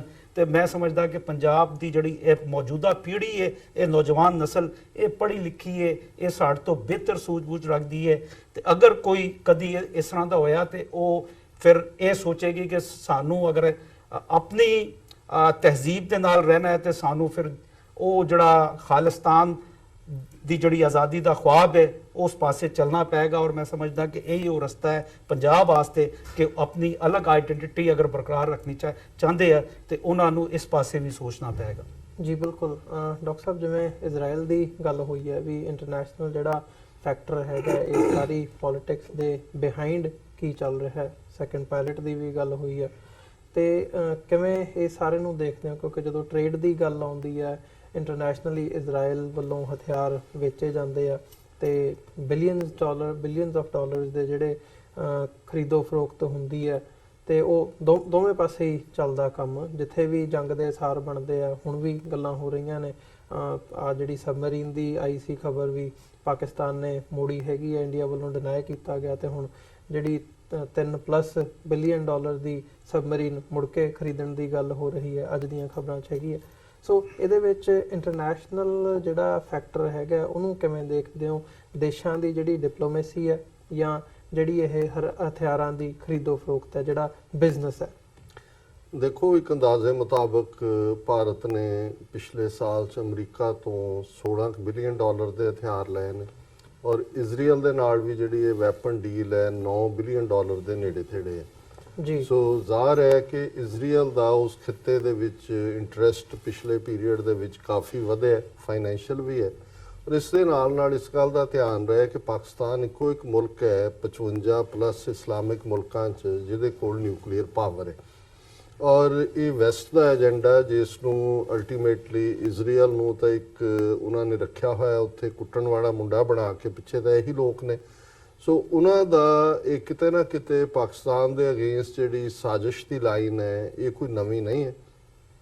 90s 'ਚ ਮੈਨੂੰ ਯਾਦ ਹੈ ਜਦੋਂ ਖਾਲਿਸਤਾਨ ਮੂਵਮੈਂਟ ਪੰਜਾਬ ਪੂਰੇ ਆਰੂਸ ਤੇ ਸੀ, ਉਦੋਂ ਇੱਕ ਮੂਵ ਜਿਹੜਾ ਇਜ਼ਰਾਈਲ ਵੱਲੋਂ ਸੀ ਕਿ ਕਸ਼ਮੀਰ ਰਾਹੀਂ ਪਾਕਿਸਤਾਨ ਦੇ ਕਹੂਟਾ ਨਿਊਕਲੀਅਰ ਪਲਾਂਟ ਦੇ ਉੱਤੇ ਅਟੈਕ ਕਰਨ ਦਾ, ਔਰ ਉਹ ਜਿਹੜਾ ਉਹ ਚੱਲੀ ਨਹੀਂ ਸੀ ਗੱਲ ਕੁਛ ਇਸ ਕਿਸਮ ਦਾ। ਪਹਿਲਾਂ ਹੀ ਜਦੋਂ ਕੋਈ ਇਹਨਾਂ ਦਾ ਜਿਹਨੂੰ ਕੋਵਰਟ ਆਪਰੇਸ਼ਨ ਕਹਿੰਦੇ ਨੇ, ਜੇ ਉਸ ਦੀਆਂ ਡਿਟੇਲਸ ਬਾਹਰ ਆ ਜਾਣ ਫਿਰ ਉਹ ਐਬੈਂਡਨ ਹੋ ਜਾਂਦਾ ਜੀ। ਸੋ ਕਿਤੇ ਨਾ ਕਿਤੇ ਮੈਨੂੰ ਇਹ ਲੱਗਦਾ ਹੈ ਵੀ ਇਹ ਖਬਰ ਜਿਵੇਂ ਮਲਕ ਸਾਹਿਬ ਨੇ ਮੈਂਸ਼ਨ ਕੀਤਾ ਹੈ ਕਿ ਜਿਹੜਾ ਇੰਟਰ ਸਰਵਿਸ ਪਬਲਿਕ ਰਿਲੇਸ਼ਨ ਦੇ ਮੇਜਰ ਜਨਰਲ ਗਫੂਰ ਸਾਹਿਬ ਨੇ ਵੀ ਇਨੀਸ਼ੀਅਲੀ 2 ਜਹਾਜ਼ 2 ਪਾਇਲਟਾਂ ਦੀ ਗੱਲ ਕੀਤੀ, ਇਮਰਾਨ ਖਾਨ ਸਾਹਿਬ ਨੇ ਵੀ 2 ਦੀ ਕੀਤੀ। ਸੋ ਇਹ ਇੱਕ ਦੀ ਸਲਿਪ ਆਫ ਟੰਗ ਹੋ ਸਕਦੀ ਹੈ, 2 ਦੀ ਨਹੀਂ ਹੋ ਸਕਦੀ, ਔਰ ਫਿਰ ਇਹ ਗੱਲ ਗਾਇਬ ਹੋ ਗਈ।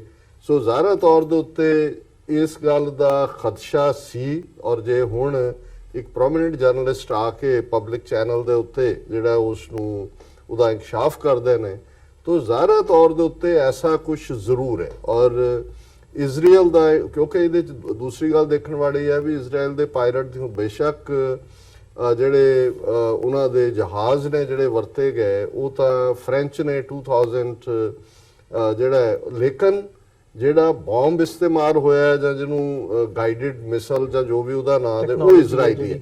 ਸੋ ਪੋਸੀਬਲ ਹੈ ਵੀ ਉਹਦੀ ਅਜੇ ਉਹ ਜਦੋਂ ਦੇ ਇਹਨਾਂ ਨੇ ਇਜ਼ਰਾਈਲ ਨੇ ਵੇਚੇ ਨੇ ਪ੍ਰੋਪਰ ਟ੍ਰੇਨਿੰਗ ਉਹਦੀ ਨਾ ਹੋਈ ਹੋਏ ਵੀ ਇਹਨੂੰ ਕਿਵੇਂ ਫਾਇਰ ਕਰਨਾ ਹੈ, ਔਰ ਉਹਨਾਂ ਨੇ ਕਿਹਾ ਹੋਇਆ ਕਿ ਜੀ ਤੁਸੀਂ ਸਾਨੂੰ ਆਪਣੀ ਦਿਓ ਅਸਿਸਟੈਂਸ, ਔਰ ਉਹਨਾਂ ਦਾ ਇਨ ਪਰਸਨ ਵੀ ਜਿਹੜਾ ਪਾਇਲਟ ਔਰ ਜਾਂ ਕੋਈ ਵੀ ਬੰਦਾ ਨਾਲ ਹੋਏ।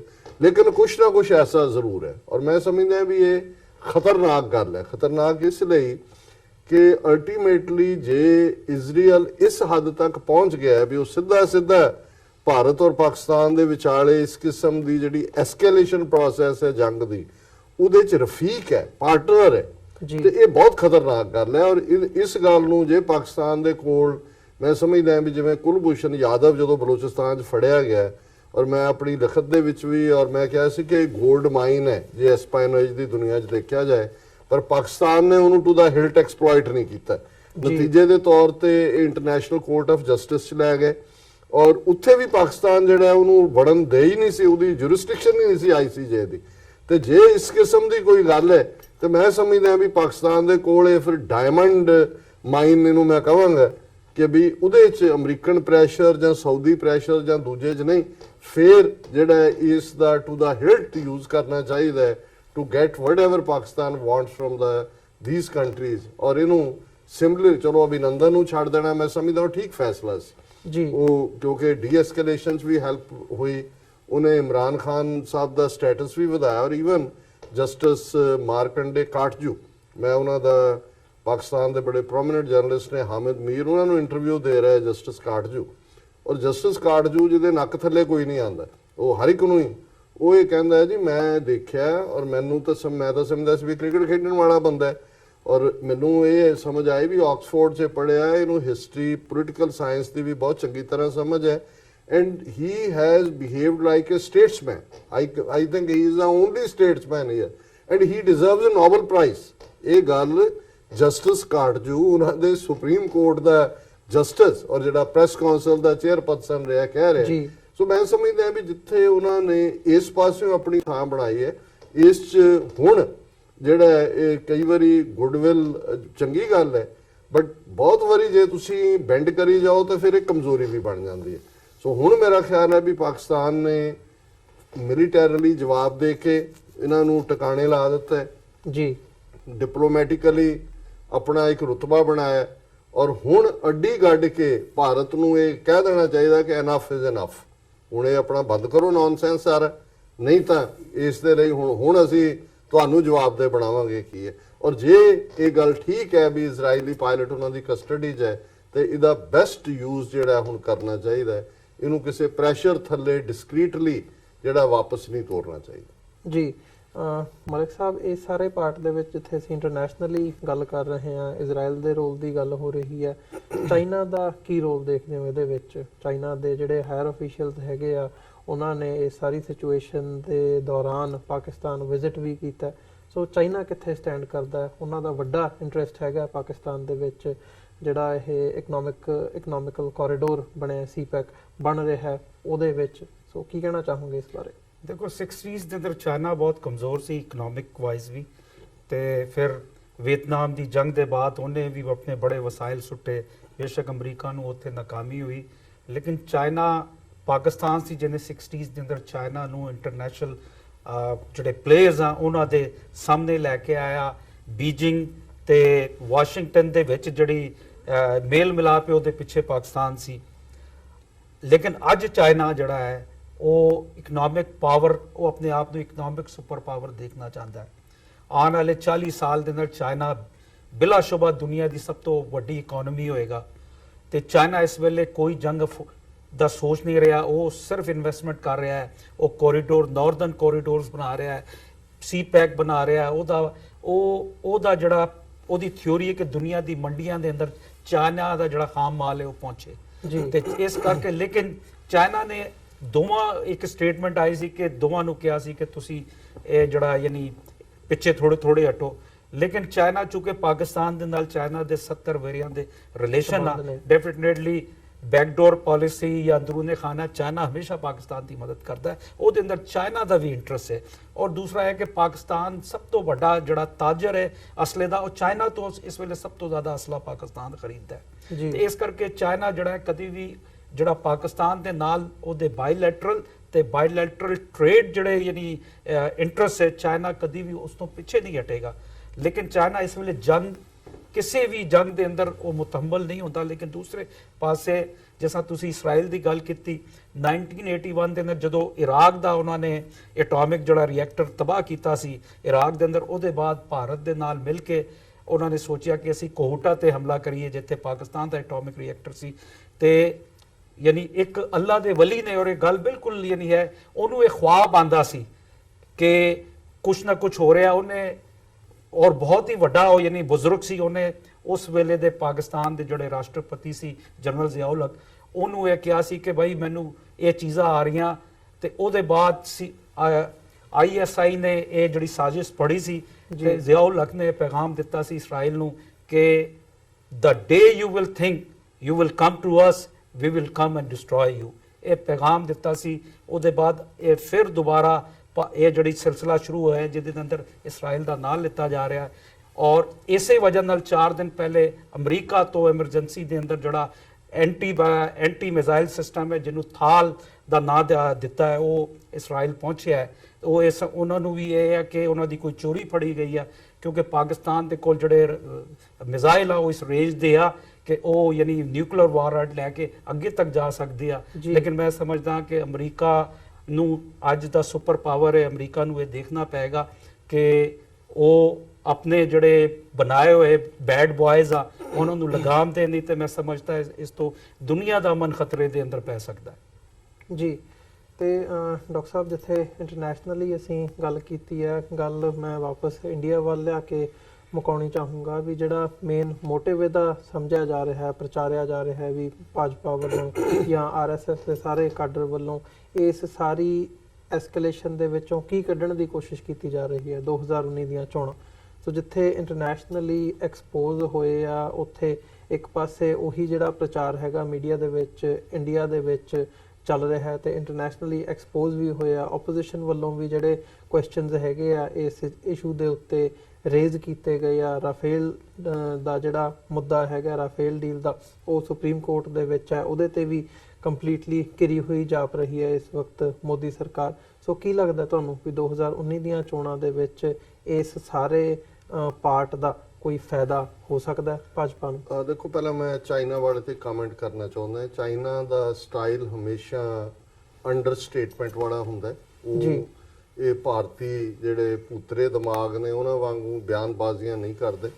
ਉਹਨਾਂ ਦਾ ਡਿਪਟੀ ਫੋਰਨ ਮਿਨਿਸਟਰ ਜਿਹੜਾ ਹੈ ਪਾਕਿਸਤਾਨ 'ਚ ਸੀ, ਔਰ ਜਿੱਥੇ ਉਹਨੇ ਜੰਗਬੰਦੀ ਔਰ ਉਸ ਲਾਈਨ ਦੇ ਉੱਤੇ ਅਮਨ ਦੀ ਗੱਲ ਕੀਤੀ, ਉੱਥੇ ਕਰਤਾਰਪੁਰ ਕੋਰੀਡੋਰ ਦਾ ਇਸ਼ੂ ਵੀ ਇਹ Chinese deputy foreign minister mention ਕਰ ਰਿਹਾ ਕਿ ਇਹ ਇੱਕ ਅਮਨ ਦਾ ਔਰ ਦੂਸਰਾ ਜਿਹੜਾ ਬਹੁਤ ਅੱਛਾ ਇਨੀਸ਼ੀਏਟਿਵ ਸੀ। ਗੱਲਬਾਤ ਅੱਗੇ ਤੁਰਨੀ ਚਾਹੀਦੀ ਹੈ, ਮਸਲੇ ਗੱਲਬਾਤ ਰਾਹੀਂ ਹੱਲ ਹੋਣੇ ਚਾਹੀਦੇ ਨੇ। ਔਰ ਮੈਂ ਸਮਝਦਾ ਵੀ ਇਹ ਸਾਰੀ ਸਿਚੁਏਸ਼ਨ 'ਚ ਜਿਹੜਾ ਅਸੀਂ ਹੁਣ ਤੱਕ ਦੀ ਡਿਸਕਸ਼ਨ 'ਚ ਨਹੀਂ ਲਿਆਂਦਾ, ਸਭ ਤੋਂ ਜ਼ਿਆਦਾ ਜੇ ਫਾਇਦਾ ਅਦਰ ਦੈਨ ਕਿ ਇੰਡੀਆ ਨੂੰ ਟਿਕਾਣੇ ਵੀ ਲਾਇਆ, ਉਹ ਕਸ਼ਮੀਰ ਦੀ ਮੂਵਮੈਂਟ ਨੂੰ ਹੋਇਆ। ਕਸ਼ਮੀਰ ਇਸ਼ੂ ਇੰਟਰਨੈਸ਼ਨਲਾਈਜ਼ ਹੋਇਆ, ਔਰ ਅੱਜ ਜਿਹੜਾ ਦੁਨੀਆ ਦਾ ਮੀਡੀਆ ਹੈ ਔਰ ਉਹਨਾਂ ਦੇ ਨੇ, ਉਹ ਕਹਿੰਦੇ ਨੇ ਵੀ ਕਸ਼ਮੀਰ ਰਿਜ਼ੋਲਵ ਹੋਣਾ ਚਾਹੀਦਾ, ਨਹੀਂ ਤਾਂ ਇਹ ਨਿਊਕਲੀਅਰ ਫਲੈਸ਼ ਪੁਆਇੰਟ ਬਣਿਆ ਹੀ ਬਣਿਆ। ਸੋ ਮੈਂ ਸਮਝਦਾ ਹਾਂ ਵੀ ਕਸ਼ਮੀਰ ਇਸ਼ੂ ਦਾ ਹਾਈਲਾਈਟ ਹੋਣਾ ਇਹਦੀ ਇੱਕ ਪੋਜ਼ਿਟਿਵ ਪ੍ਰਾਪਤੀ ਹੈ। ਦੂਸਰੇ ਪਾਸੇ ਕਰਤਾਰਪੁਰ ਲਾਂਘਾ, ਔਰ ਇਸ ਸਭ ਦੇ ਬਾਵਜੂਦ ਕਿ ਇੰਡੀਆ ਨੇ ਇੱਕ ਪਾਸੇ 2019 ਦੀਆਂ ਚੋਣਾਂ ਦੇ ਲਈ ਉਸ ਪਤੀਲੇ ਨੂੰ ਗਰਮ ਰੱਖਿਆ ਹੋਇਆ, ਉਹ ਕਸ਼ਮੀਰੀਆਂ ਤੇ ਹੋ ਰਹੇ ਹਮਲੇ ਹੋਣ, ਜਾਂ ਕੱਲ ਜਿਵੇਂ ਜੰਮੂ ਦੇ ਵਿੱਚ ਬੱਸ ਸਟੈਂਡ ਦੇ ਉੱਤੇ ਗ੍ਰਨੇਡ ਅਟੈਕ, ਔਰ ਅੱਜ ਇਹ ਆਇਆ ਕਿ ਜੀ ਉਹ ਤਾਂ ਜਿਹੜਾ ਬੱਚਾ ਹੈ ਉਹ ਐਡਲਟ ਵੀ ਨਹੀਂ ਹੈ, ਔਰ ਉਹਨੂੰ ਫਲਾਣੇ ਮੁਜਾਹਿਦੀਨ ਫਲਾਣੀ ਆਰਗੇਨਾਈਜੇਸ਼ਨ ਵਾਲੇ ਨੇ 50,000 ਰੁਪਈਆ ਦੇ ਕੇ ਕਿਹਾ ਵੀ ਅਟੈਕ ਕਰੋ। ਹਾਲਾਂ ਅਟੈਕ ਵੀ ਉੱਥੇ ਹੋਇਆ ਜਿੱਥੇ ਕਸ਼ਮੀਰੀ ਸਾਰੇ ਸੀ, ਸ਼ਾਇਦ ਮਰਨ ਵਾਲੇ ਵੀ ਦੋਵੇਂ ਮੁਸਲਮਾਨ ਹੀ ਨੇ, ਇੱਕ ਜ਼ਖਮੀ ਹੋਇਆ ਸੀ, ਉਹਦੀ ਵੀ ਡੈਥ ਹੋਈ ਹੈ। ਸੋ ਇਸ ਤੋਂ ਮੈਨੂੰ ਇਹ ਲੱਗਦਾ ਹੈ ਵੀ ਇਹਨਾਂ ਨੇ ਜੰਮੂ ਕਸ਼ਮੀਰ ਦੇ ਮੁੱਦੇ ਦੇ ਉੱਤੇ ਵੀ ਕੁਛ ਨਾ ਕੁਛ ਵਾਇਲੈਂਸ ਦੀ ਲਾਈਨ ਰੱਖਣੀ ਹੈ। ਔਰ ਅੱਜ ਹੀ ਮੇਰੀ ਉੱਥੇ ਇੱਕ ਸੀਨੀਅਰ ਜਰਨਲਿਸਟ ਨੇ, ਉਹਨਾਂ ਨਾਲ ਗੱਲ ਹੋ ਰਹੀ ਸੀ। ਮੈਂ ਕਿਹਾ ਜੀ ਲੋਕਲ ਕੀ ਹੈ, ਗਰਾਊਂਡ ਜ਼ਮੀਨੀ ਹਕੀਕਤ ਕੀ ਹੈ? ਉਹਨਾਂ ਨੇ ਕਿਹਾ ਜੀ ਹੁਣ ਇਹਨਾਂ ਨੂੰ ਲੋਕਾਂ 'ਚ ਇਹ ਸਾਬਤ ਕਰਨ ਲਈ ਕਿ ਜੋ ਅਸੀਂ ਕਹਿ ਰਹੇ ਹਾਂ ਇਹ ਝੂਠ ਨਹੀਂ ਹੈ, ਬਹੁਤ ਐਕਸਟਰਾ ਐਫਰਟ ਕਰਨਾ ਪਏਗਾ, ਕਿਉਂਕਿ ਇਸ ਸਾਰੇ ਮੁੱਦੇ ਤੇ ਇਹਨਾਂ ਦਾ ਝੂਠ ਲੋਕਾਂ ਦੇ ਵਿੱਚ ਵੀ ਆਇਆ। ਲੋਕਾਂ ਨੂੰ ਲੱਗਦਾ ਵੀ, ਔਰ ਈਵਨ ਜਿਹੜੇ ਮਾਰੇ ਗਏ CRPF ਦੇ ਉਹਨਾਂ ਦੇ ਟੱਬਰ ਵੀ ਬੋਲ ਰਹੇ ਨੇ, ਜਿਹੜੇ ਕੋਈ ਹੋਰ ਪਹਿਲਾਂ ਮਾਰੇ ਗਏ ਫੌਜੀ ਨੇ ਉਹ ਵੀ ਕਹਿ ਰਹੇ ਨੇ ਵੀ ਸਬੂਤ ਦਿਓ। ਔਰ ਇਹਨਾਂ ਦਾ ਜਿਹੜਾ ਜਨਰਲ ਰਿਹਾ ਔਰ ਹੁਣ ਡਿਪਟੀ ਫੋਰਨ ਮਿਨਿਸਟਰ ਹੈ ਉਹ VP ਸਿੰਘ ਕਿ VK ਸਿੰਘ, ਉਹ ਕਹਿ ਰਿਹਾ ਜੀ ਮੈਂ 3 ਵਜੇ ਉੱਠਿਆ, ਮੈਂ ਮੱਛਰ ਜਿਹੜੇ ਨੇ ਮੋਸਕੀਟੋ ਰੈਪੈਲੈਂਟ ਜਿਹੜੇ ਮਾਰਤੇ, ਹੁਣ ਮੈਂ ਮੱਛਰ ਥੋੜੀ ਗਿਣਨੇ ਨੇ। ਸੋ ਮਤਲਬ ਇਹ ਹੈ ਵੀ ਜਦੋਂ ਤੁਸੀਂ ਇਸ ਕਿਸਮ ਦੀਆਂ ਘਟੀਆ ਗੱਲਾਂ ਕਰਦੇ ਹੋ, ਇਹਦਾ ਮਤਲਬ ਇਹ ਹੈ ਵੀ ਤੁਹਾਡਾ ਪਹਿਲਾ ਸੌਦਾ ਜਿਹੜਾ ਤੁਸੀਂ ਵੇਚਣਾ ਚਾਹੁੰਦੇ ਸੀ 2019 ਦੀਆਂ ਚੋਣਾਂ ਜਿੱਤਣ ਦੇ ਲਈ, ਉਹ ਤੁਹਾਡਾ ਵਿਕਿਆ ਨਹੀਂ ਹੈ। ਸੋ ਇਸ ਲਈ ਮੈਨੂੰ ਇਹ ਲੱਗਦਾ ਹੈ ਕਿ ਵੀ ਕੋਈ ਨਾ ਕੋਈ ਹੋਰ ਹਰਕਤ ਬੇਸ਼ੱਕ, ਔਰ ਜਿਵੇਂ ਇਹਨੇ VK ਸਿੰਘ ਨੇ ਵੀ ਕਿਹਾ ਇਨਰ ਸਰਜੀਕਲ ਸਟ੍ਰਾਈਕ, ਔਰ ਸੂਰਤ ਦੇ ਵਿੱਚ ਇਹਨਾਂ ਦੇ RSS ਆਈਡੀਆਲੋਗਸ ਨੇ ਇੱਕ ਵੱਡਾ ਇਕੱਠ ਕੀਤਾ, ਉਹਦੇ 'ਚ ਇਹਨਾਂ ਦਾ ਇੱਕ RN ਸਿੰਘ ਰਾਹ ਦਾ ਅਫੀਸ਼ੀਅਲ ਰਿਹਾ, ਇੱਕ ਹੋਰ ਪੁਸ਼ਪਿੰਦਰ ਕੇ ਕੌਣ ਹੈ, ਉਹ ਕਹਿ ਰਹੇ ਨੇ ਜੀ ਇਹ ਤੁਸੀਂ ਐਕਸਟਰਨਲ ਸਰਜੀਕਲ ਸਟ੍ਰਾਈਕ ਕਰਕੇ ਦੇਖ ਲੈ, ਪਾਕਿਸਤਾਨ ਬਹੁਤ ਮਾਰ ਹੈ, ਉਹਨੇ ਅਫਗਾਨਿਸਤਾਨ 'ਚ ਪ੍ਰੌਕਸੀ ਵਾਰ ਲੜੀ ਹੋਈ ਹੈ, ਕਸ਼ਮੀਰ 'ਚੋਂ ਲੜ ਰਿਹਾ, ਉਹਦੇ 'ਚ ਤੁਸੀਂ ਡਿਫੀਟ ਨਹੀਂ ਕਰ ਸਕਦੇ, ਇਨਰ ਸਰਜੀਕਲ ਸਟ੍ਰਾਈਕ ਕਰੋ। ਸੋ ਜ਼ਾਹਰ ਹੈ ਇਨਰ ਸਰਜੀਕਲ ਸਟ੍ਰਾਈਕ ਫਿਰ ਉਹੀ ਹੈ ਜਿਹੜੀ ਅਮਰੀਕਨ ਇੰਟੈਲੀਜੈਂਸ ਦੇ ਚੀਫ ਨੇ ਸੈਨੇਟ ਕਮੇਟੀ ਦੀ ਹੀਅਰਿੰਗ ਦੇ ਵਿੱਚ ਕਿਹਾ ਸੀ ਕਿ ਚੋਣਾਂ ਤੋਂ ਪਹਿਲਾਂ ਮੁਸਲਮਾਨਾਂ ਦੇ ਖਿਲਾਫ ਭਾਰਤ ਦੇ ਵਿੱਚ ਜਿਹੜੀ ਹੈ ਉਹ ਫਿਰਕੂ ਹਿੰਸਾ ਹੋ ਸਕਦੀ ਹੈ। ਸੋ ਮੈਨੂੰ ਇਹ ਲੱਗਦਾ ਹੈ ਕਿ ਵੀ ਇਹ ਬਾਰਡਰ ਦੇ ਉੱਤੇ ਵੀ ਰੱਖਣਗੇ ਉਸ ਕਿਸਮ ਦਾ ਦਬਦਬਾ ਝੂਠ ਦਾ, ਲੇਕਿਨ ਇੰਟਰਨਲੀ ਜਿਹੜਾ ਹੈ ਉਹ ਮੁਸਲਮਾਨਾਂ ਨੂੰ ਟਾਰਗੇਟ ਕੀਤਾ ਜਾ ਸਕਦਾ ਜੀ। ਮਲਿਕ ਸਾਹਿਬ, ਮੈਂ ਸਾਡੇ ਕੋਲ ਅਖੀਰਲਾ ਸਵਾਲ ਮੇਰਾ ਕਿ ਕੀ ਜਿਵੇਂ ਗੱਲ ਕੀਤੀ ਗਈ ਹੈ ਵੀ ਅਮਰੀਕਾ ਨੇ ਵੀ ਇੰਡੀਕੇਟ ਕੀਤਾ ਤੇ ਜਿਹੜੀ ਸਿਚੁਏਸ਼ਨ ਹੈ ਡਾਕਟਰ ਸਾਹਿਬ ਕਹਿੰਦੇ ਆ ਵੀ ਇਹ ਹੋ ਸਕਦਾ ਵੀ ਮੁਸਲਮਾਨਾਂ ਨੂੰ ਬੜੇ ਵੱਡੇ ਪੱਧਰ ਤੇ ਇੰਡੀਆ ਦੇ ਵਿੱਚ ਟਾਰਗੇਟ ਕੀਤਾ ਜਾਵੇ। ਸੋ ਉਸ ਇਸ਼ੂ ਦੇ ਉੱਤੇ ਇੱਕ ਇਸਲਾਮਿਕ ਰਿਪਬਲਿਕ ਹੋਣ ਦੇ ਨਾਤੇ ਪਾਕਿਸਤਾਨ ਨੂੰ ਕੁਝ ਕਰਨਾ ਚਾਹੀਦਾ, ਜਾਂ ਜੇ ਇਦਾਂ ਹੁੰਦਾ ਤਾਂ ਪਾਕਿਸਤਾਨ ਦਾ ਕੀ ਸਟੈਂਡ ਹੋਣਾ ਚਾਹੀਦਾ ਉਹਦੇ ਤੇ? ਦੇਖੋ 57 ਇਸਲਾਮਿਕ ਕੰਟਰੀਜ਼ ਆ, ਉਹਦੇ ਵਿੱਚ ਪਾਕਿਸਤਾਨ ਨਿਊਕਲੀਅਰ ਸਟੇਟ ਹੈ ਤੇ ਤੁਰਕੀ, ਇਹ ਦੋ ਮੁਲਕਾਂ ਨੂੰ ਛੱਡ ਕੇ ਬਾਕੀ ਸਾਰੇ ਤੇ Uma everywhere but not scene in anywhere. ਉਹ ਅਮਰੀਕਾ ਨੇ ਉਹਨਾਂ ਨੂੰ ਇਸ ਕਿਸਮ ਦਾ ਫਸਾਇਆ ਹੈ ਕਿ ਉਹਨਾਂ ਨੂੰ ਪਤਾ ਹੈ ਕਿ ਸਾਡੀ ਇਹ ਅਸੀਂ ਜੋ ਵੀ ਉਹ ਬਾਦਸ਼ਾਹ ਤੇ ਉਹ ਅਮਰੀਕਾ ਦੇ ਦਮ ਤੋਂ ਹੈ। ਉਹਨਾਂ ਨੂੰ ਵੀ ਪਤਾ ਹੈ ਕਿ ਅਮਰੀਕਾ ਦਾ ਸਾਇਆ ਸਰ ਤੇ ਹੈ ਤੇ ਗਲਫ ਦੀ ਜਿਹੜੀ ਛੋਟੀ ਛੋਟੀ ਸਟੇਟਾਂ ਇਹਨਾਂ ਦੀ ਬਾਦਸ਼ਾਹਤਾਂ ਚੱਲਦੀਆਂ ਪਈਆਂ, ਕਿਉਂਕਿ ਉਹਨਾਂ ਨੇ ਆਪਣੇ ਮੁਲਕਾਂ ਦੇ ਅੰਦਰ ਕੋਈ ਡਿਵੈਲਪਮੈਂਟ ਕੀਤੀ ਨਹੀਂ ਸਿਵਾਏ ਯਾਨੀ ਆਪਣੇ ਜਿਹੜੇ ਲੋਕ ਸੀ ਉਹਨਾਂ ਨੇ ਸਭ ਕੁਝ ਦਿੱਤਾ। ਜਿਹੜੇ ਖਾਰਜੀ ਜਿਹਨਾਂ ਨੂੰ ਕਹਿੰਦੇ ਖਾਰਜੀ ਜਾਂ ਅਜਨਬੀ ਜਿਹੜੇ ਫੋਰਨਰ ਆ ਉਹਨਾਂ ਨੂੰ ਤੇ ਉਹ 35 40 ਸਾਲ ਵੀ ਰਹੇ, Kuwait, Dubai, Bahrain, Saudi Arabia, ਉਹਨਾਂ ਨੂੰ ਨੈਸ਼ਨੈਲਿਟੀ ਕੀ ਪਰਮਨੈਂਟ ਰੈਜ਼ੀਡੈਂਟ ਵੀ ਉਹ ਨਹੀਂ ਆ। ਲੇਕਿਨ ਮੈਂ ਸਮਝਦਾ ਕਿ ਪਹਿਲੇ ਕਹਿੰਦੇ ਸੀ ਕਿ ਪਾਕਿਸਤਾਨ ਜਿਹੜਾ ਹੈ, ਹੁਣ ਮੈਂ ਪਹਿਲੇ ਵੀ ਅਰਜ਼ ਕੀਤਾ ਸੀ ਕਿ 40 ਸਾਲ ਤੋਂ ਪਾਕਿਸਤਾਨ ਐਟ ਵਾਰ, ਜਦੋਂ ਸੋਵੀਅਤ ਯੂਨੀਅਨ ਨੇ ਅਫਗਾਨਿਸਤਾਨ ਤੇ ਹਮਲਾ ਕੀਤਾ ਸੀ, ਸਾਡੀ ਫੌਜ ਨੂੰ ਕਿਸੇ ਤਿਆਰੀ ਦੀ ਲੋੜ ਨਹੀਂ ਹੈ, 40 ਸਾਲ ਤੋਂ ਇੰਗੇਜ ਹੈ। ਔਰ ਦੂਸਰਾ ਮੈਂ ਸਮਝਦਾ ਇੰਡੀਆ ਜਾਣਦਾ ਹੈ ਕਸ਼ਮੀਰ ਅਗਰ ਆਜ਼ਾਦ ਹੋ ਗਿਆ ਤੇ ਕਸ਼ਮੀਰ ਦੀ ਆਜ਼ਾਦੀ ਜਿਹੜੀ ਆ ਉਹ ਫਿਰ ਮੈਨੂੰ ਨਜ਼ਰ ਆਉਂਦੀ ਹੈ ਕਿ ਸ੍ਰੀਨਗਰ ਜਿਸ ਦਿਨ ਆਜ਼ਾਦ ਹੋ ਗਿਆ ਜਾਂ ਕਸ਼ਮੀਰੀ ਸੈਲਫ ਡਿਟਰਮੀਨੇਸ਼ਨ ਜੋ ਮੰਗ ਰਹੇ ਆਪਣਾ ਹੱਕ ਉਹ ਉਹਨਾਂ ਨੇ ਲੈ ਲਿਆ ਤੇ ਫਿਰ ਸ੍ਰੀਨਗਰ ਤੋਂ ਜਿਹੜੀ ਲਹਿਰ ਉੱਠੇਗੀ ਤਾਂ ਉਹ ਫਿਰ ਅੰਮ੍ਰਿਤਸਰ ਜਾਏਗੀ, ਅੰਮ੍ਰਿਤਸਰ ਤੋਂ ਉਹ ਆਸਾਮ ਜਾ ਸਕਦੀ ਹੈ। ਇਹ ਇੰਡੀਆ ਦੇ ਅੰਦਰ ਬੈਠੇ ਜਿਹੜੇ ਲੋਕ ਆ ਉਹਨਾਂ ਨੂੰ ਪਤਾ ਹੈ ਅਗਰ ਅਸੀਂ ਕਸ਼ਮੀਰ ਨੂੰ ਹੁਣ ਨਹੀਂ ਰੋਕਿਆ ਕਿ ਉਹ ਕਸ਼ਮੀਰੀ ਨੌਜਵਾਨ ਜਿਹੜਾ ਹੈ ਉਹਨੇ ਨੇਜ਼ੇ ਦੀ ਨੋਕ ਤੇ ਜੀਣਾ ਸਿੱਖ ਲਿਆ ਹੈ। ਤੇ ਮੈਂ ਹਮੇਸ਼ਾ ਕਹਿੰਦਾ ਜਿਹੜੀ ਕੌਮ ਨੇਜ਼ੇ ਦੀ ਨੋਕ ਤੇ ਤਲਵਾਰਾਂ ਦੇ ਸਾਏ ਤੇ ਜੀਣਾ ਸਿੱਖ ਲੈ ਉਹਨਾਂ ਨੂੰ ਤੁਸੀਂ ਨਹੀਂ ਦਬਾ ਸਕਦੇ। ਕਸ਼ਮੀਰ ਆਜ਼ਾਦ ਹੋ ਗਿਆ ਤੇ ਭਾਰਤ ਮੈਂ ਸਮਝਦਾ ਹੋਰ ਵੀ ਰਿਆਸਤਾਂ ਜਿਹੜੀਆਂ ਉਹ ਆਜ਼ਾਦੀ ਦੀ ਮੰਗ ਕਰਨਗੀ। ਜੀ ਸੋ ਇਸੇ ਦੇ ਨਾਲ ਅਸੀਂ ਅੱਜ ਦਾ ਜਿਹੜਾ ਇਹ ਸ਼ੋਅ ਹੈਗਾ ਉਹਦੇ ਵਿੱਚ ਇਜਾਜ਼ਤ ਚਾਹਾਂਗੇ। ਸਮਾਂ ਨਹੀਂ ਇਜਾਜ਼ਤ ਦਿੰਦਾ, ਗੱਲਬਾਤ ਨੂੰ ਹੋਰ ਅੱਗੇ ਤੋਰੀਏ। ਤੁਹਾਡਾ ਦੋਵਾਂ ਦਾ ਬਹੁਤ ਬਹੁਤ ਧੰਨਵਾਦ। ਸਾਡੇ ਜਿਹੜੇ ਦਰਸ਼ਕ ਇਸ ਵਕਤ ਸਾਡੇ ਨਾਲ ਜੁੜੇ ਹੋਏ ਆ, ਮੈਂ ਉਮੀਦ ਕਰਦਾ ਕਿ ਜਿਹੜੀ ਅੱਜ ਦੀ ਸਾਡੀ ਸਾਰੀ ਗੱਲਬਾਤ ਸੀ, ਵਿਚਾਰ ਚਰਚਾ ਸੀ, ਇਹ ਤੁਹਾਨੂੰ ਜ਼ਰੂਰ ਪਸੰਦ ਆਈ ਹੋਵੇਗੀ। ਸੋ ਆਉਣ ਵਾਲੇ ਸਮੇਂ ਦੇ ਵਿੱਚ ਵੀ ਕੋਸ਼ਿਸ਼ ਕਰਾਂਗੇ ਕਿ ਇੱਦਾਂ ਦੀਆਂ ਹੋਰ ਜਿਹੜੀਆਂ ਪੈਨਲ ਡਿਸਕਸ਼ਨਸ ਨੇ ਉਹ ਤੁਹਾਡੇ ਸਾਹਮਣੇ ਅਸੀਂ ਲੈ ਕੇ ਹਾਜ਼ਰ ਹੋਈਏ। ਸੋ ਅੱਜ ਦੇ ਸ਼ੋਅ ਦੇ ਵਿੱਚ ਇੱਥੇ ਹੀ ਇਜਾਜ਼ਤ ਦਿਓ ਜੀ। ਵਾਹਿਗੁਰੂ ਜੀ ਕਾ ਖਾਲਸਾ, ਵਾਹਿਗੁਰੂ ਜੀ ਕੀ ਫਤਿਹ।